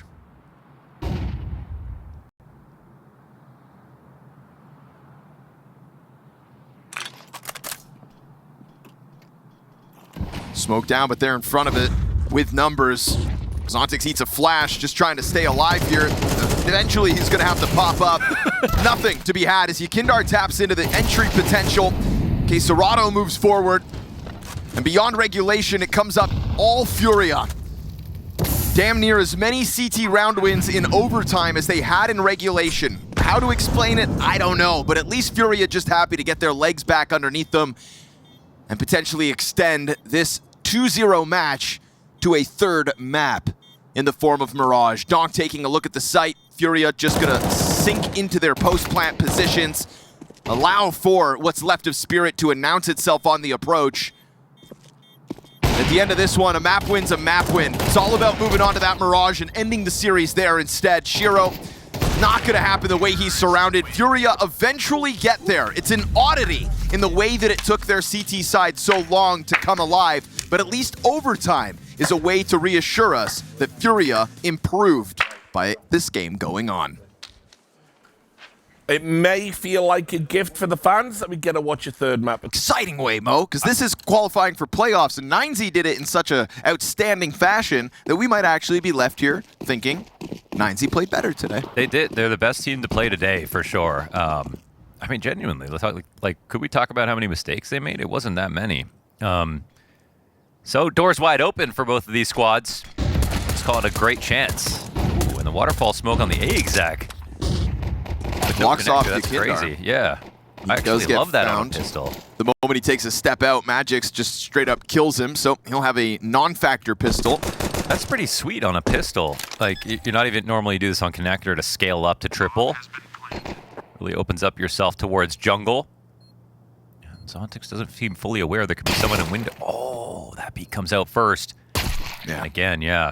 MongolZ at least able to blindside him because of it. That's the 2nd frag this round from MongolZ. K27 slow crawling out through Palace. MongolZ in with a 3rd. Shiro 1v3.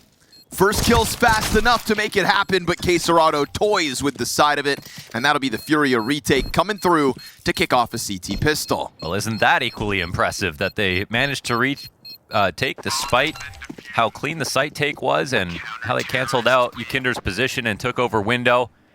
Just weren't fully aware of the actual threat that was in there.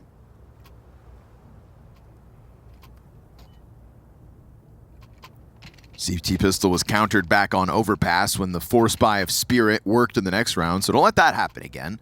That really kind of cemented Spirit's ability to push regulation to overtime. That's a fresh wound.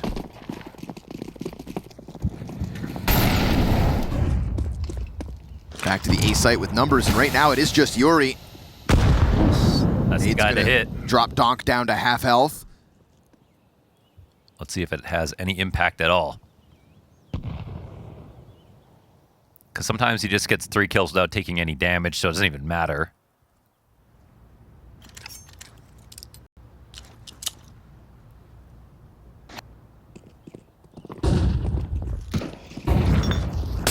Hides in, does blindside Tenier. There's the first.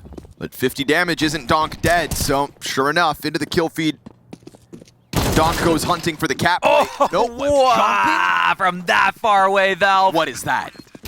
What is that? They literally nerfed the jumping accuracy of that gun, and Fallen just gets a headshot from Catwalk into the A site with a jumping MP9. Make that make sense as it kicks off the retake. I mean, after a kill like that, just give the round to Furia. That one's baloney. Shiro, best of luck with bomb on the other side of triple. There's bodies to give this coverage. He's not going to go wide enough to stop this. Fallen, who the hell are you? You know, I mean, Fallen did nothing wrong. It was ridiculous that happened. We're just going to The act like that's accuracy normal. from that. We're seeing longer range MP9 kills lately. I don't know exactly what changed, but that's the longest by a long shot. He was jumping. Away and turning around.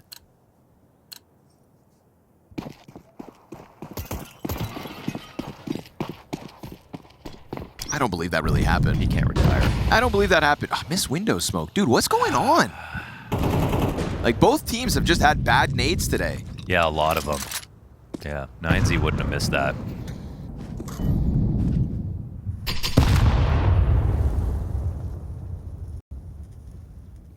This matchup was queued up to be a potential grand finals for these teams here in Astana. I mean, at least they're getting out the bad stuff here, you know? The jitters. The jitters or whatever it is. The funk. The funk. They got the funk. The Java Havana Funkaloo. What? That's a music kit in Counter-Strike. Oh, okay. It's like you just made it sound so much like a real thing. Nah, yeah.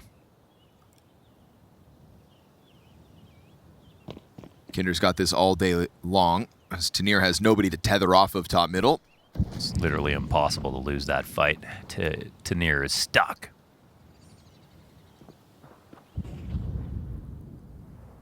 And an active K27 top middle push is going to put Yuri on high alert now that he confirms presence out the ramp, and the smoke wall drops. You've got Zontix dead, you've got Donk low, and you've got Tenier in a body bag bottom middle. Already with this ramp flank in K27's fast move. Just kind of gets stalled out. He is right here, prime for the taking. Knife somebody. They turn back around, he's forced to activate, and he'll get there with the double. P250 meant to queue up the third, but it's a wallbang headshot out of Yakindar, and another wonky frag coming through for Furia. But it doesn't matter how you get there. At this point, you take what you get. That is 3 rounds consecutive for Furia's CT side. No, neither team looked all too excited throughout the entirety of Overpass. I mean, so far in the series, it feels like the energy has been kind of low. I think just wanting to prove to themselves that they're better than this, just so they can gear up for, you know, the chance to win this event. Because again, without Vitality here, like they realize like these are the opponents that they're likely to face again. That will be the reason they either win or lose this whole event. And there's a lot of confidence that comes with a win right now.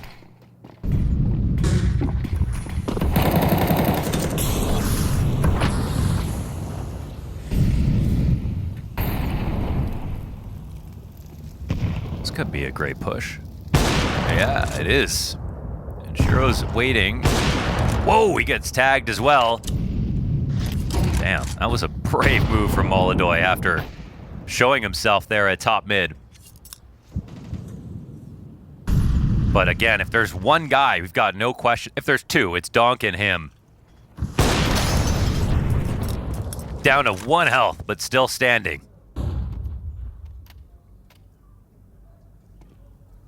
Magic's versus Fallen over here towards the apartments as Fallen makes noise on the fallback. Everything else from Team Spirit still residing top middle, so this is just Magic's kind of puffing his chest up a bit as he then goes into the silent fallback, but it does draw not just MongolZ, also K27 joining forces with Fallen here on B. This is 3 players B. A Palace push for Yakindar is about to find a bunch of players on the approach. Oh, he hears him stomping. He could catch him off guard entirely. Oh yeah, as soon as he hears, oh, okay. Perfect play here for Yakindar. It's so late in the round too, it's just gonna feel like it's a forced save. You can't go back and re-clear Palace. There's no sense in going for an A hit out a ramp. Or maybe they do feel like they have a chance. Well, they'll at least be able to meet Yakindar in here, but 15 seconds. They're just gonna save. Careful, Magics. All right. Needlessly kind of losing guns, maybe just trying to secure the after time expires, but it'll be 2 up for the side of Spirit. Op and an AK saved. Awkward amount of money for the others. And not a lot of damage done as Furia rack up early cash and an early lead.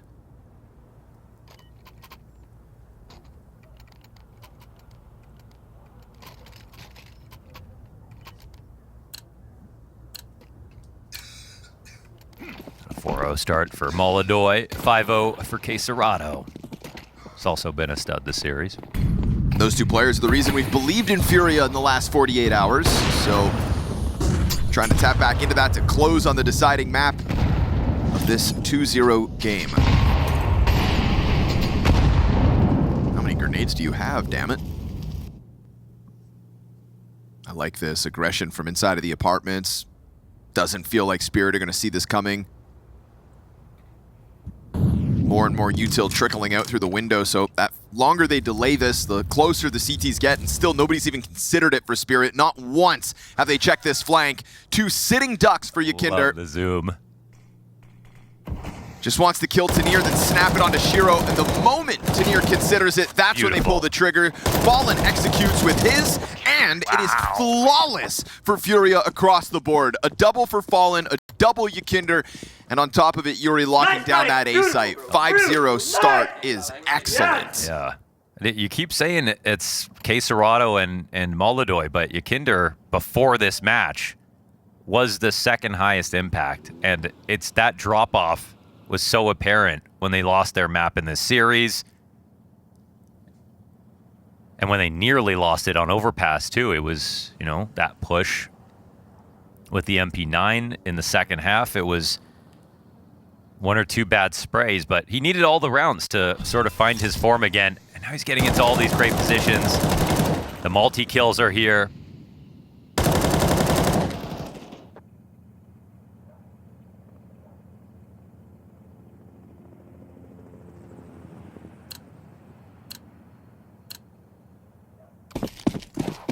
And still, nobody's excited because they know the job's not finished. Yep. And we saw that everything just goes back and forth.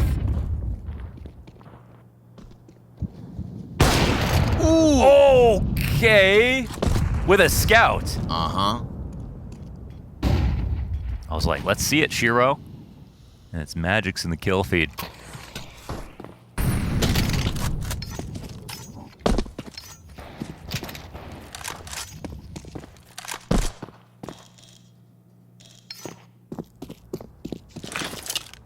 Fallen pulls the op back. Still nothing beyond that scout to work with here for Spirit.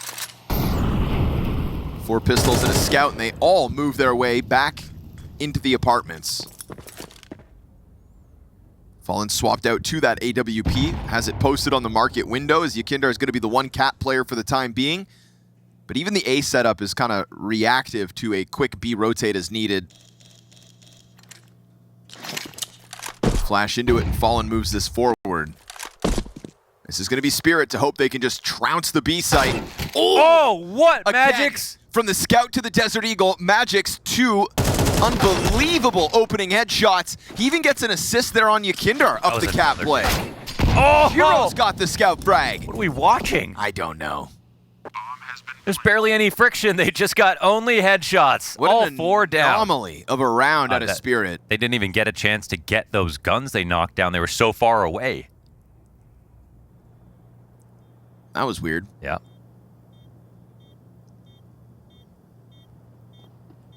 That's why sometimes it's so hard to make sense of Counter-Strike, to build the narrative, to build up expectations, you know, to tell you that the next round is going to be Furia's. You just can't, because Magix slams MongolZ, who's been playing excellently, with a scout. It's all probabilistic. It's like, you know, if a game gets close a lot, that's great, but you know, that's why Vitality winning no matter what, even if it's always close, that's the most important part. You get all these rounds in between, but ultimately what it comes down to is, can you close out the entire game?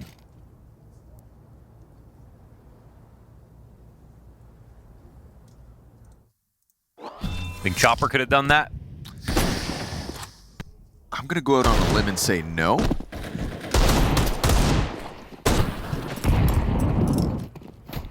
So funny that Magix has to give the scout away and then still gets another headshot just with the Desert Eagle. Yeah.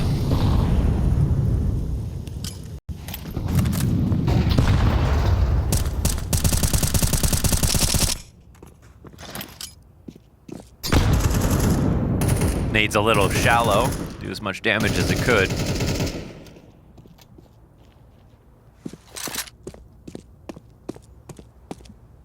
Donk starts this game 1-5.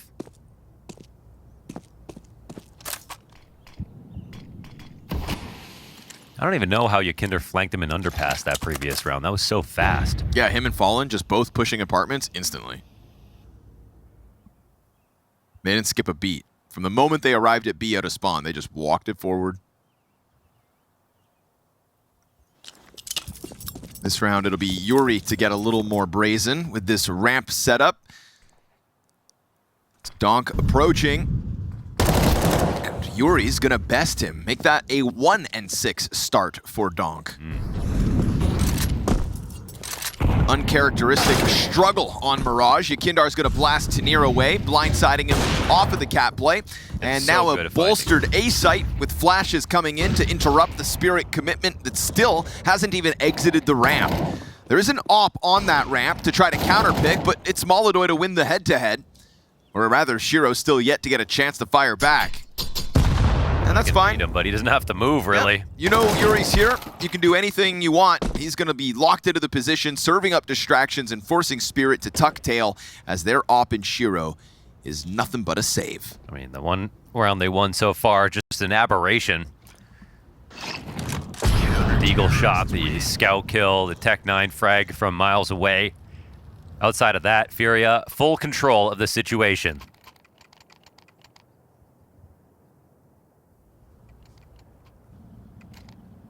Still not getting excited about it. And yet this is a result that an entire generation of young Counter-Strike players in Kazakhstan are waiting to see conclude. Yeah, it's a great way to put it. I mean, and that might be just weighing heavily on their mind and causing some mistakes too. But now they're putting themselves in a great spot to release that valve of pressure. And I'm sure when the qualification happens, it'll feel a lot different. Insta-kill for Donk. On the hunt for another one here with K27 to his left. Yuri's hanging on to the ramp for the time being. And Donk looking towards that default position. Wants to catch Yuri, but he doesn't let his guard down. Sees a sliver of K27, and a second headshot comes through for Donk. Third kill for Donk. The quad denied by Yuri, who gets a little bit more damage into Tanir, and it's a Fallen 1v3, gonna be caught by the ladder push of Magix.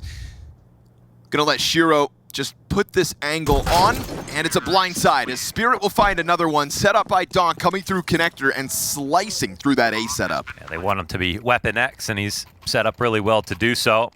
That round's one just off the back of his individual play, and that's just sort of feels like what's going to characterize this match.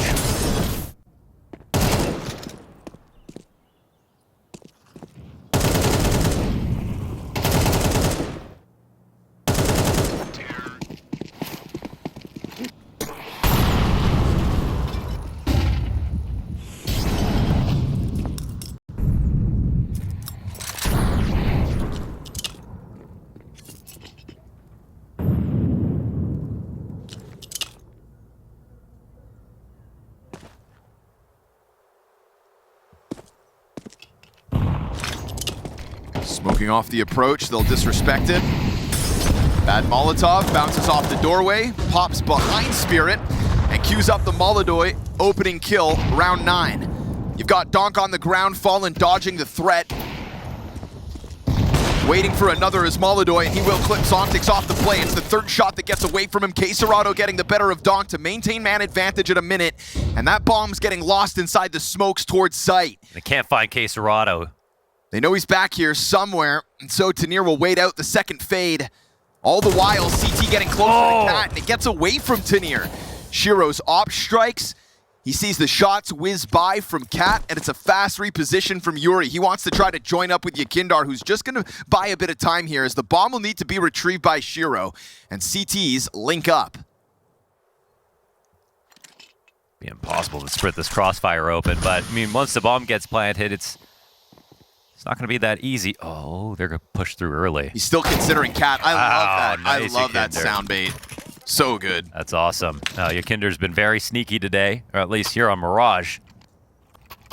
Getting in all the right spots, taking all the right risks.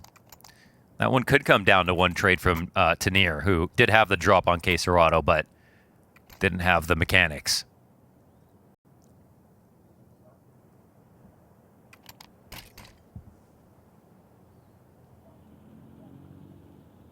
Another moment for Molotov to shine, finding 2 kills in the middle of that B-bomb site hit. Dodging Donk as he hit to the front of the site and headed arch, but didn't quite have the angles to clear the players off site. 7-2 CT lead off of that defense.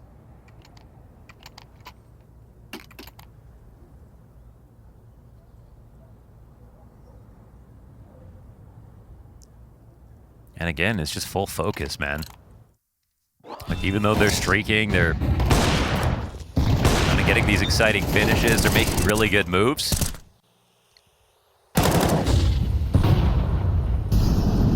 There's a lot of tension.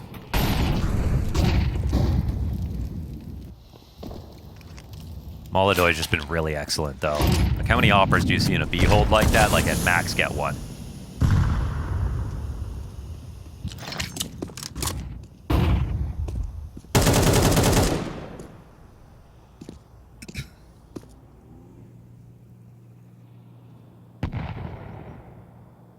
They keep copying and pasting Tanir into Underpass, and right now there is no one above him on Cat.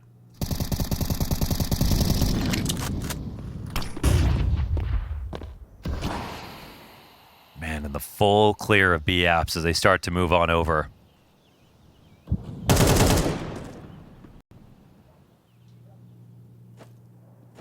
It's an uncomfortable moment to try to split.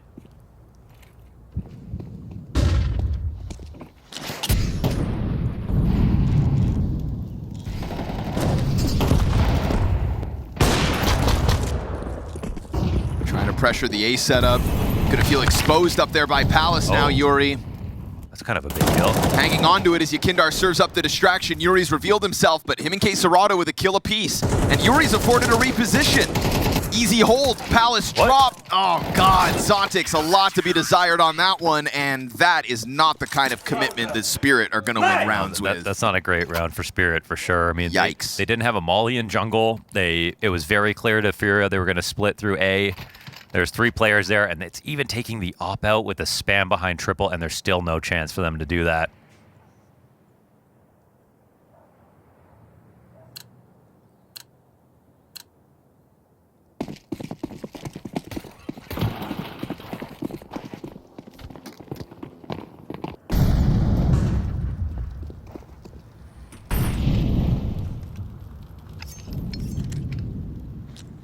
Three rifles to work with here in round 11. Big volley of utility over top, and the CT's answer, putting a smoke in the middle of the site to create a question mark in Spirit's minds. It's low HP for Yuri. Op rings out on jungle. Smoke goes deep ticket, and Donk hits the headshot. Yuri, because of the low health, isn't able to get away with it. Oh, come on now. Why not? Popping it open. Felt a little unprepared for that to be opened wide. Molotov just kind of took an extra shot. Yeah, fed over. And K27, and it's a 1v3. That was cool, though. Spirit looking to go deep. K27 lets him know exactly where he is. Now he's going to have to try to just fight his way out of here. Team Spirit gunning for a third round on the T side. And they'll do so with 2 survivors, much needed as the economy was wobbly coming into these last couple rounds. It's a fast pace through the A site, deep utility, and an emphasis for ticket control that nets them their third. It's a really great round for Tanir. This instant trade. This shot's kind of ridiculous. Yeah, MongolZ was not ready for that smoke to get popped open. CT nade, by the way. Yeah, he just shot an extra no-scope through the smoke, so must not have heard. Another miss window smoke. And yet the off was looking for the duel at the same time. So what does that tell you, Mo? Was it on purpose? It's possible. I mean, it could also have just, you know, they could be preempting blowing open the smoke, and then he's looking for that, but the fact that no one dies somehow is kind of interesting, too. It's going to be Furia economy limited this round. Haven't really had to deal with that this half. It's been Spirit's issue. And yet we go 4 players towards this site. Yuri strikes with a deagle to the back of the head, grabs an AK for his efforts, and a perfect distraction as now he tries to go for the multi-frag, but will be cut down to size by Donk, sitting on 12 health down in sandwich. K27 whipping that crosshair in anticipation of the mid-play, but nobody this direction except his teammate in MongolZ. Now both remaining Furia members trying to make a move up con. Op has gone unannounced for the time being, and Donk tests the limits of ticket. It's a great post plant. It's all up to Shiro, but he should be offered up a free shot. Sees the gun barrel coming. K27, if he steps to the top of the stairs, should be done for. Counterpart attempts to take the duel, and Shiro lands it. Now K27 knows where the last guy's at. Doesn't have a kit. Awkward situation. Bomb's got 12 seconds left. And with that, it is going to be Shiro to win the last round of this half. A 4th for Spirit as they sprinkle a couple in. Little economic problems here means Furia doesn't have all the tools for the job, and 4 rounds of a T side could still be enough. Definitely. It's still serviceable. I mean, if you talk about the quality of rounds and everything, like, Furia get all the credit. They looked in full control. Like, they lost a round to that Scout Deagle round out of Magic's. They can let those go, though. They have a very strong scoreline to end. They only lost control of their economy at the very end. They started off well. They neutralized Donk pretty well this whole half. I mean, closing out is a different story, of course, as we saw on Overpass. They struggled to do that. It took him to overtime, but I do feel like those overtime rounds helped.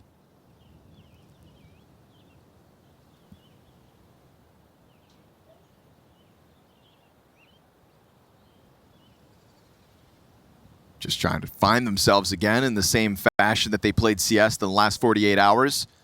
This time we get a Yakindar and K27 pop off. Yuri was also rock solid within that A site when called on. So the rifling core here for Furia lights up the server and gives themselves wiggle room as they'll take to the T side now.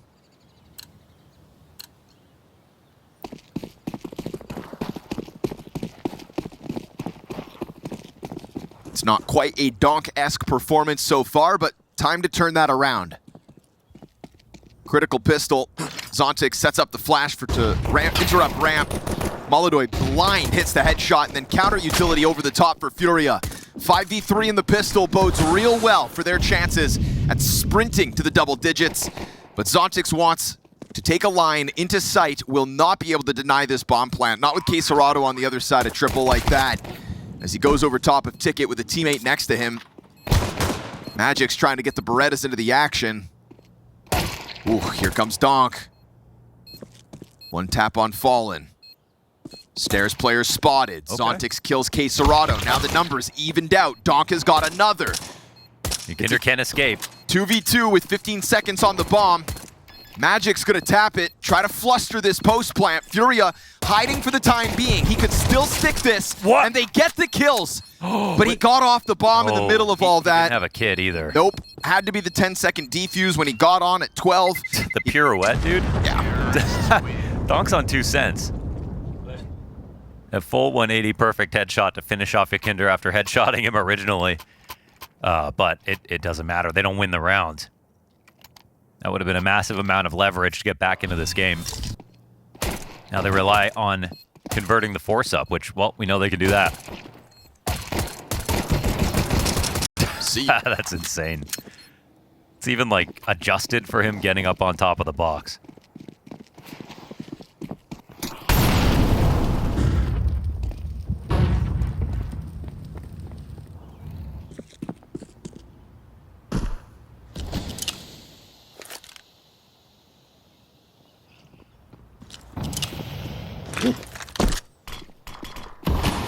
Smoke on the ramp to interrupt the execute.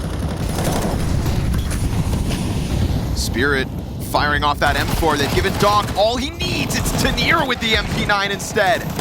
Force by victory for Spirit. That's what they've queued up. A K27 quad kill demanded, low health on all 4, but he hits the ground, and Spirit stacking that site with firepower, forced by their way back in. Hey, man, they don't win the pistol, but now they're right back into the game.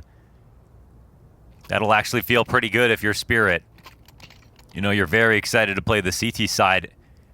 And Fallen is a chatterbox right now. He's got a lot to say.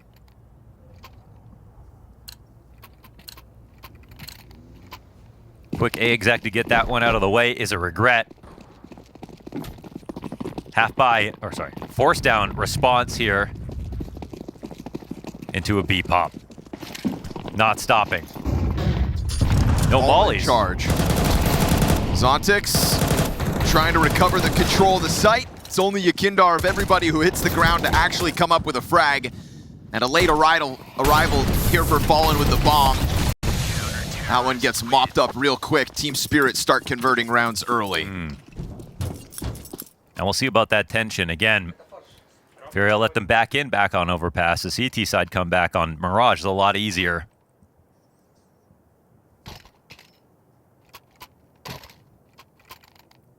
What do you think? Some weird energy in the air right now. I don't know what's happening. It's like neither team willing to celebrate. Probably both a little bit disappointed in like their overall form right now, coming up against each other. The hardest competition for both of them so far. I think if you're Furia after the 2 stomps that you've had in your last 2 matches, you're just kind of like feeling yourself again. Yeah. Full confidence, thinking like, yeah, we are back. And then you kind of get hit by a dose of reality by making some mistakes in your own side. Not being able to just dispatch of a Spirit that is also not in full form. Yeah, and it kind of feels like 40% of the time we've seen what we saw in the last couple days, and the rest of the time it's a little bit weaker. Magic's could definitely farm up right here. Yeah, Glock's meant to make Magic's money. Looking to stop that bomb plants. Ooh, but it'll get punched in. A little bit of extra cash here for Furia's efforts as K27 tries to dodge all of these bullets. Holy hell. He got hit by every single bullet, but it didn't do much damage. Everybody laughing after that one. That's great. Eventually goes down. 2-round lead, all but Furia hold on to from here on out.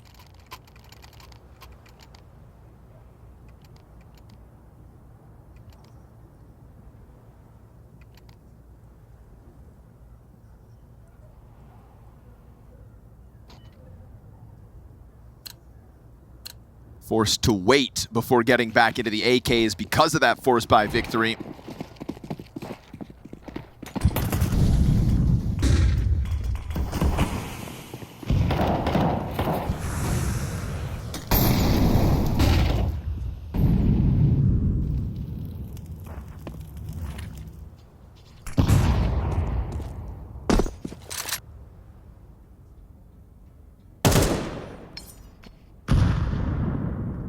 I'm really looking for Yakinder to show off to finish this game off, honestly. Feels like everything's come together in this last map for him.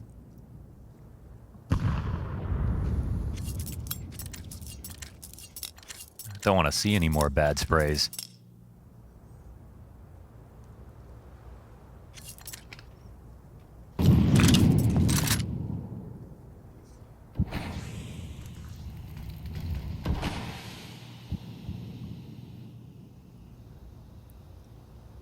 A late palace smoke. This one trade could make a world of difference. But even just shooing him back a bit allows you Kinder to have some liberties. He'll go in for a peek, won't see Magics.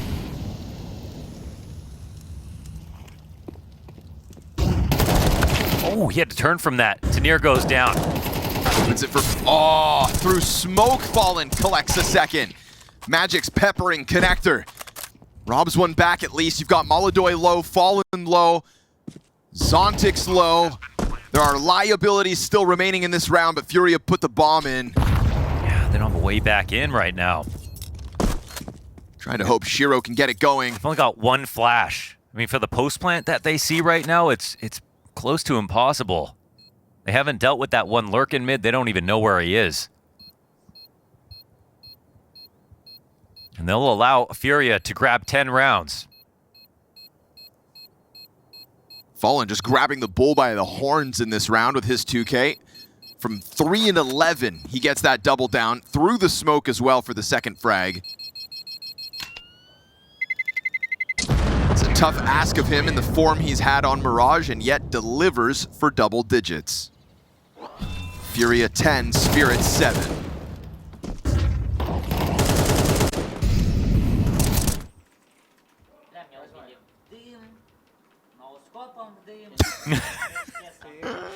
It's okay. This was a gentle. He's gonna retire soon. Won't be a problem next year. You won't have to put up with this nonsense for much longer, guys. I love this. But we really haven't seen him tilting like we've seen sometimes. Right. Yeah, well, maybe a little tilt could go a long way. Yeah. Need to see the fire in Spirit's belly at the moment. At least they've got the guns for the job. Back into the fight for middle. Donk will pick it up. Gets his revenge one round later. See you later, Fallen.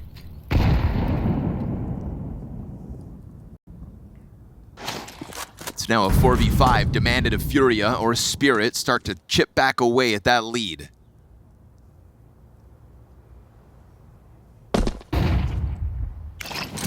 This will be the second time Furia win only one round. Puts that money in question. K27, huge dunk. And if you think of the two ways Donk has died back-to-back rounds, a smoke spam from Fallen, a deep nade out of K27. Yeah, but still, Furia need to figure out exactly what's going to get them to win this round. There is a player to supplant Donk. They have a ramp guy. Tanir's had kind of some awkward appearances here, but this will work out beautifully. He just phases the smoke, goes in for another bomb dropped. Tanir takes control of the situation on his own. No support needed, and no answer left for Furia. Can take a look out top middle. You've got K27 still solo up in the apartments, but that one is shut down by Tanir and Tanir alone.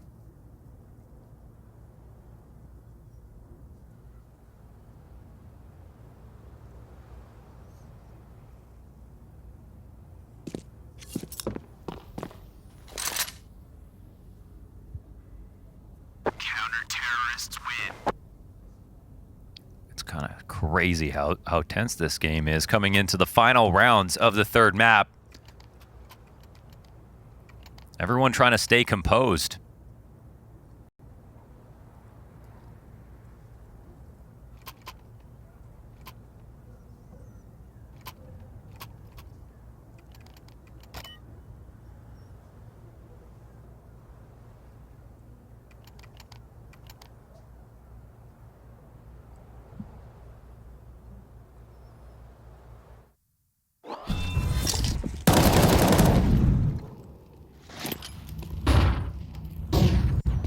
Unreal how far that nade goes.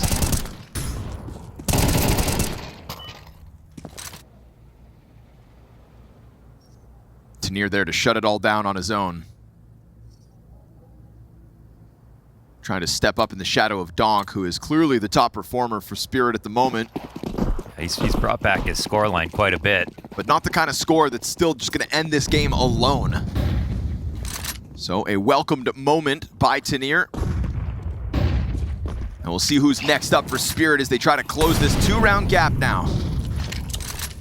Early pressure out of K27. We saw him go passive last round and not really get a chance to find any activity on this site as he lost his teammates on A with bomb. Looks like they're just trying to draw out some retake utility right now.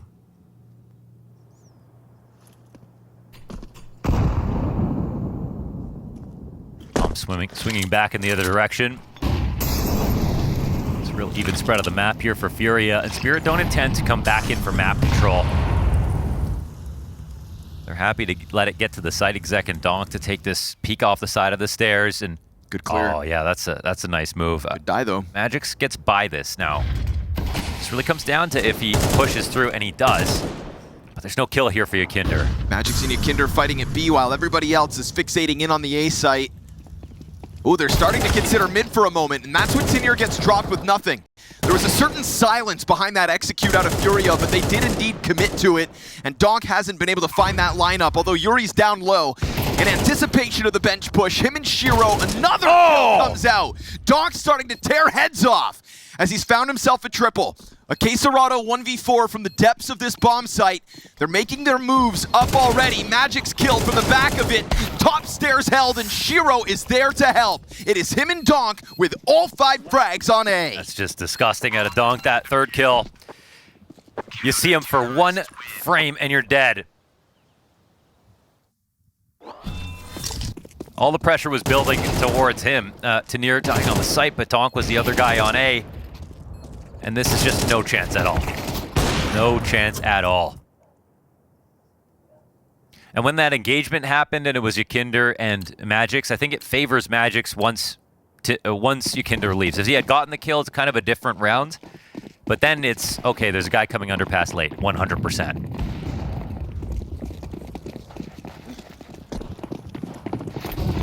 Fast B. Last time this got crushed. They'll try to charge it past the van as Magix goes quietly into the smoke. Missing some flashes. Zontix with 2 kills. Glock will find it, but as they get clumped up on Magix, it just opens the door for Shiro to blow them away. A nade is all he needed. Glock in with damage.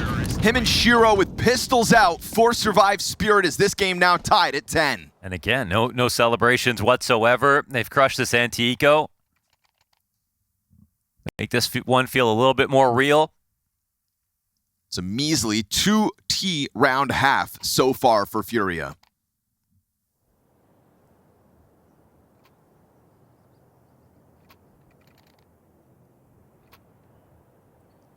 Some ideas from Sid.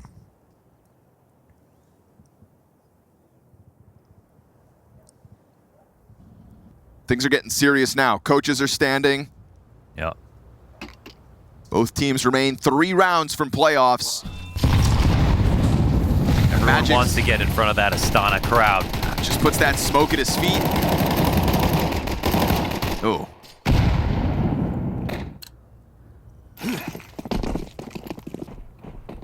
Things get a little wild outside of the site.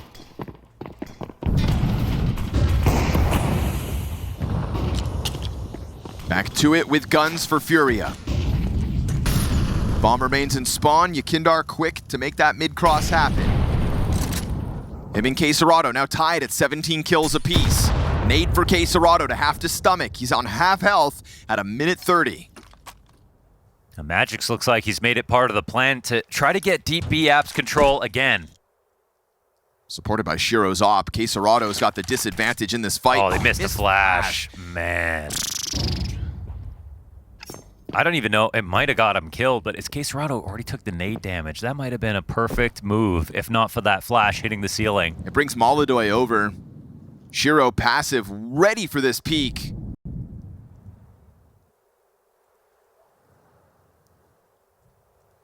Starting to get paranoid about someone holding back for him. Push through the smoke out of Zontix. Shiro misses a chance at 1. Then MongolZ's got that op cover. That is Zontix and Shiro both down as Magix is going to have to scramble back in. Finds a player on the exit of the apartments. Didn't know that K27 had already hit the ground. And there's MongolZ's op to collect a second kill, getting the better of his counterpart up inside the apartments. Wow. MongolZ's triple will put Furia back in the lead. That was such a good approach, and the thing that could have made the difference is that one flash. If they had secured B apps and got that kill on K27, it might have had to been a whole different attack. And instead, they escorted MongolZ out into this peak so effectively. First rifler showing, dropped the guard of Shiro. He went in for the re-peek, and MongolZ was right there in his vision to make him regret it. Some glaringly obvious missed utility throughout this series. Small mistakes with big impact. Because that was a 50 health K27 that would have been either staring at the wall or blind as a bat.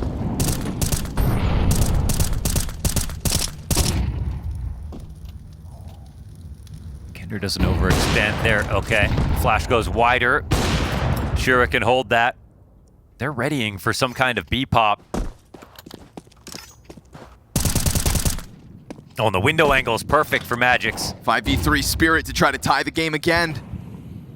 Furia eating flashes on the approach, and Magix almost pulls another one off this moment. K27's got the answer back, but it costs him a lot of health. Him and his teammates are all here. The only thing there is this B fight. All 7 remaining players in position for this duel, and it's gonna be Yuri to try to draw this back. 22 HP versus 2. Bombs in his possession.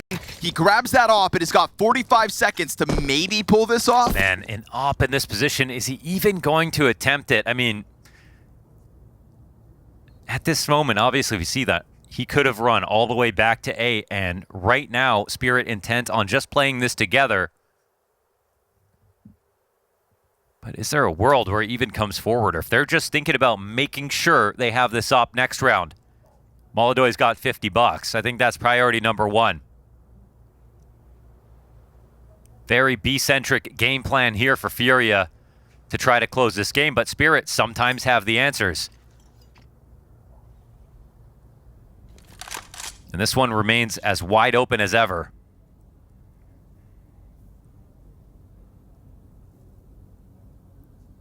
Counter-terrorists win. Another quiet close to the round. And we go to round 23 to decide who will lock in overtime.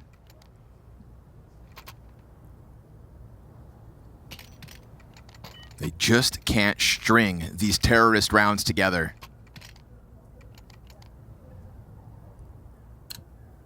And it's going to leave him with shortcomings in this one. Tech 9 for Yuri. Galil's on Fallen and K27.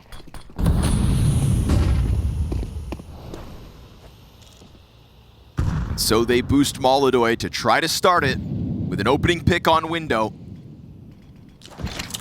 Draw out some util, but there's no actual peek nor challenge behind that flash from Spirit. They really want to end this towards B. We see the bomb up here again.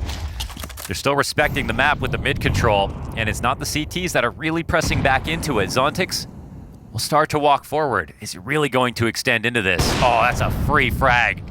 It's only patience that wins that for MongolZ.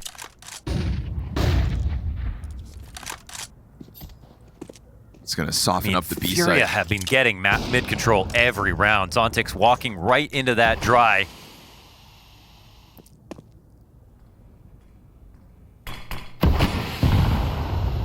Smokes come down in mid just to maintain it for Furia, but there's no actual evolution from that opening pick, right? No forward stance. Yeah, and if they just let this all distill into no more moves for the CT side, then there's a lot of trouble over on B again for Magix. Another smoke dropped. Shiro. Will this open or not? No, they don't even have a plan to support him. Magix on the other end, though. Players coming his way. He gets a second. That's MongolZ low and then cleaned up. Tanir finds the spam. Donk's on the max turn. The perfect wraparound from the 4v5.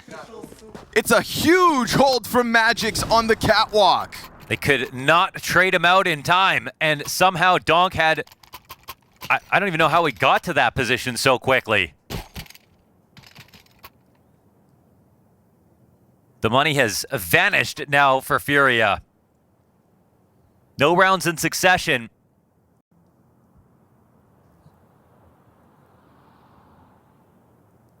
They've been totally fine to give up mid control and still find ways to win this.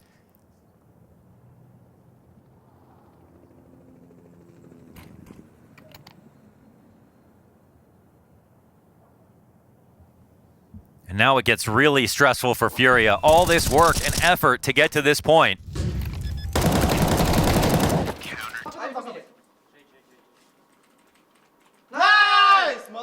only to be totally broke in round 24. That is all Donk and all Magics. He will sit outside of this A-site Furia. It's an all-in with what they have. They're going to try to earn overtime off of this one. Pistols and MAC-10s for the majority. Tanir gives space up. Flashes find him. The chase is on to take over Ticket, and he is all the way back in his spawn, but blind. And then Magix takes damage. Donk's found one on the other side of the site. You've got 2 wounded players here for Furia. The bomb plant desperate to get it down behind that triple stack, and the spams come through, but the bomb's gone down. Barely standing, and now Yuri cleaned up. The most health left on anybody here will be MongolZ for Furia, but they have been corralled, they have been cornered, and soon to be culled. If Spirit have anything to say about it. Zontic's concerned about Sandwich, can now full fixate in on the Ticket push, and Tanir's got the other side of it rolling forward. Team Spirit, it's been 12 months in the making, but they will indeed beat Furia again for the first time since the previous PGL Astana. And muted celebrations, and rightly so. Donk's not looking too happy about what he had to do to get them through. And I was asked a question, how could you make the Vitality era end? I've got a theory. Send them this game and let them watch it, and they will become convinced they never need to practice again, and that will bring about their downfall.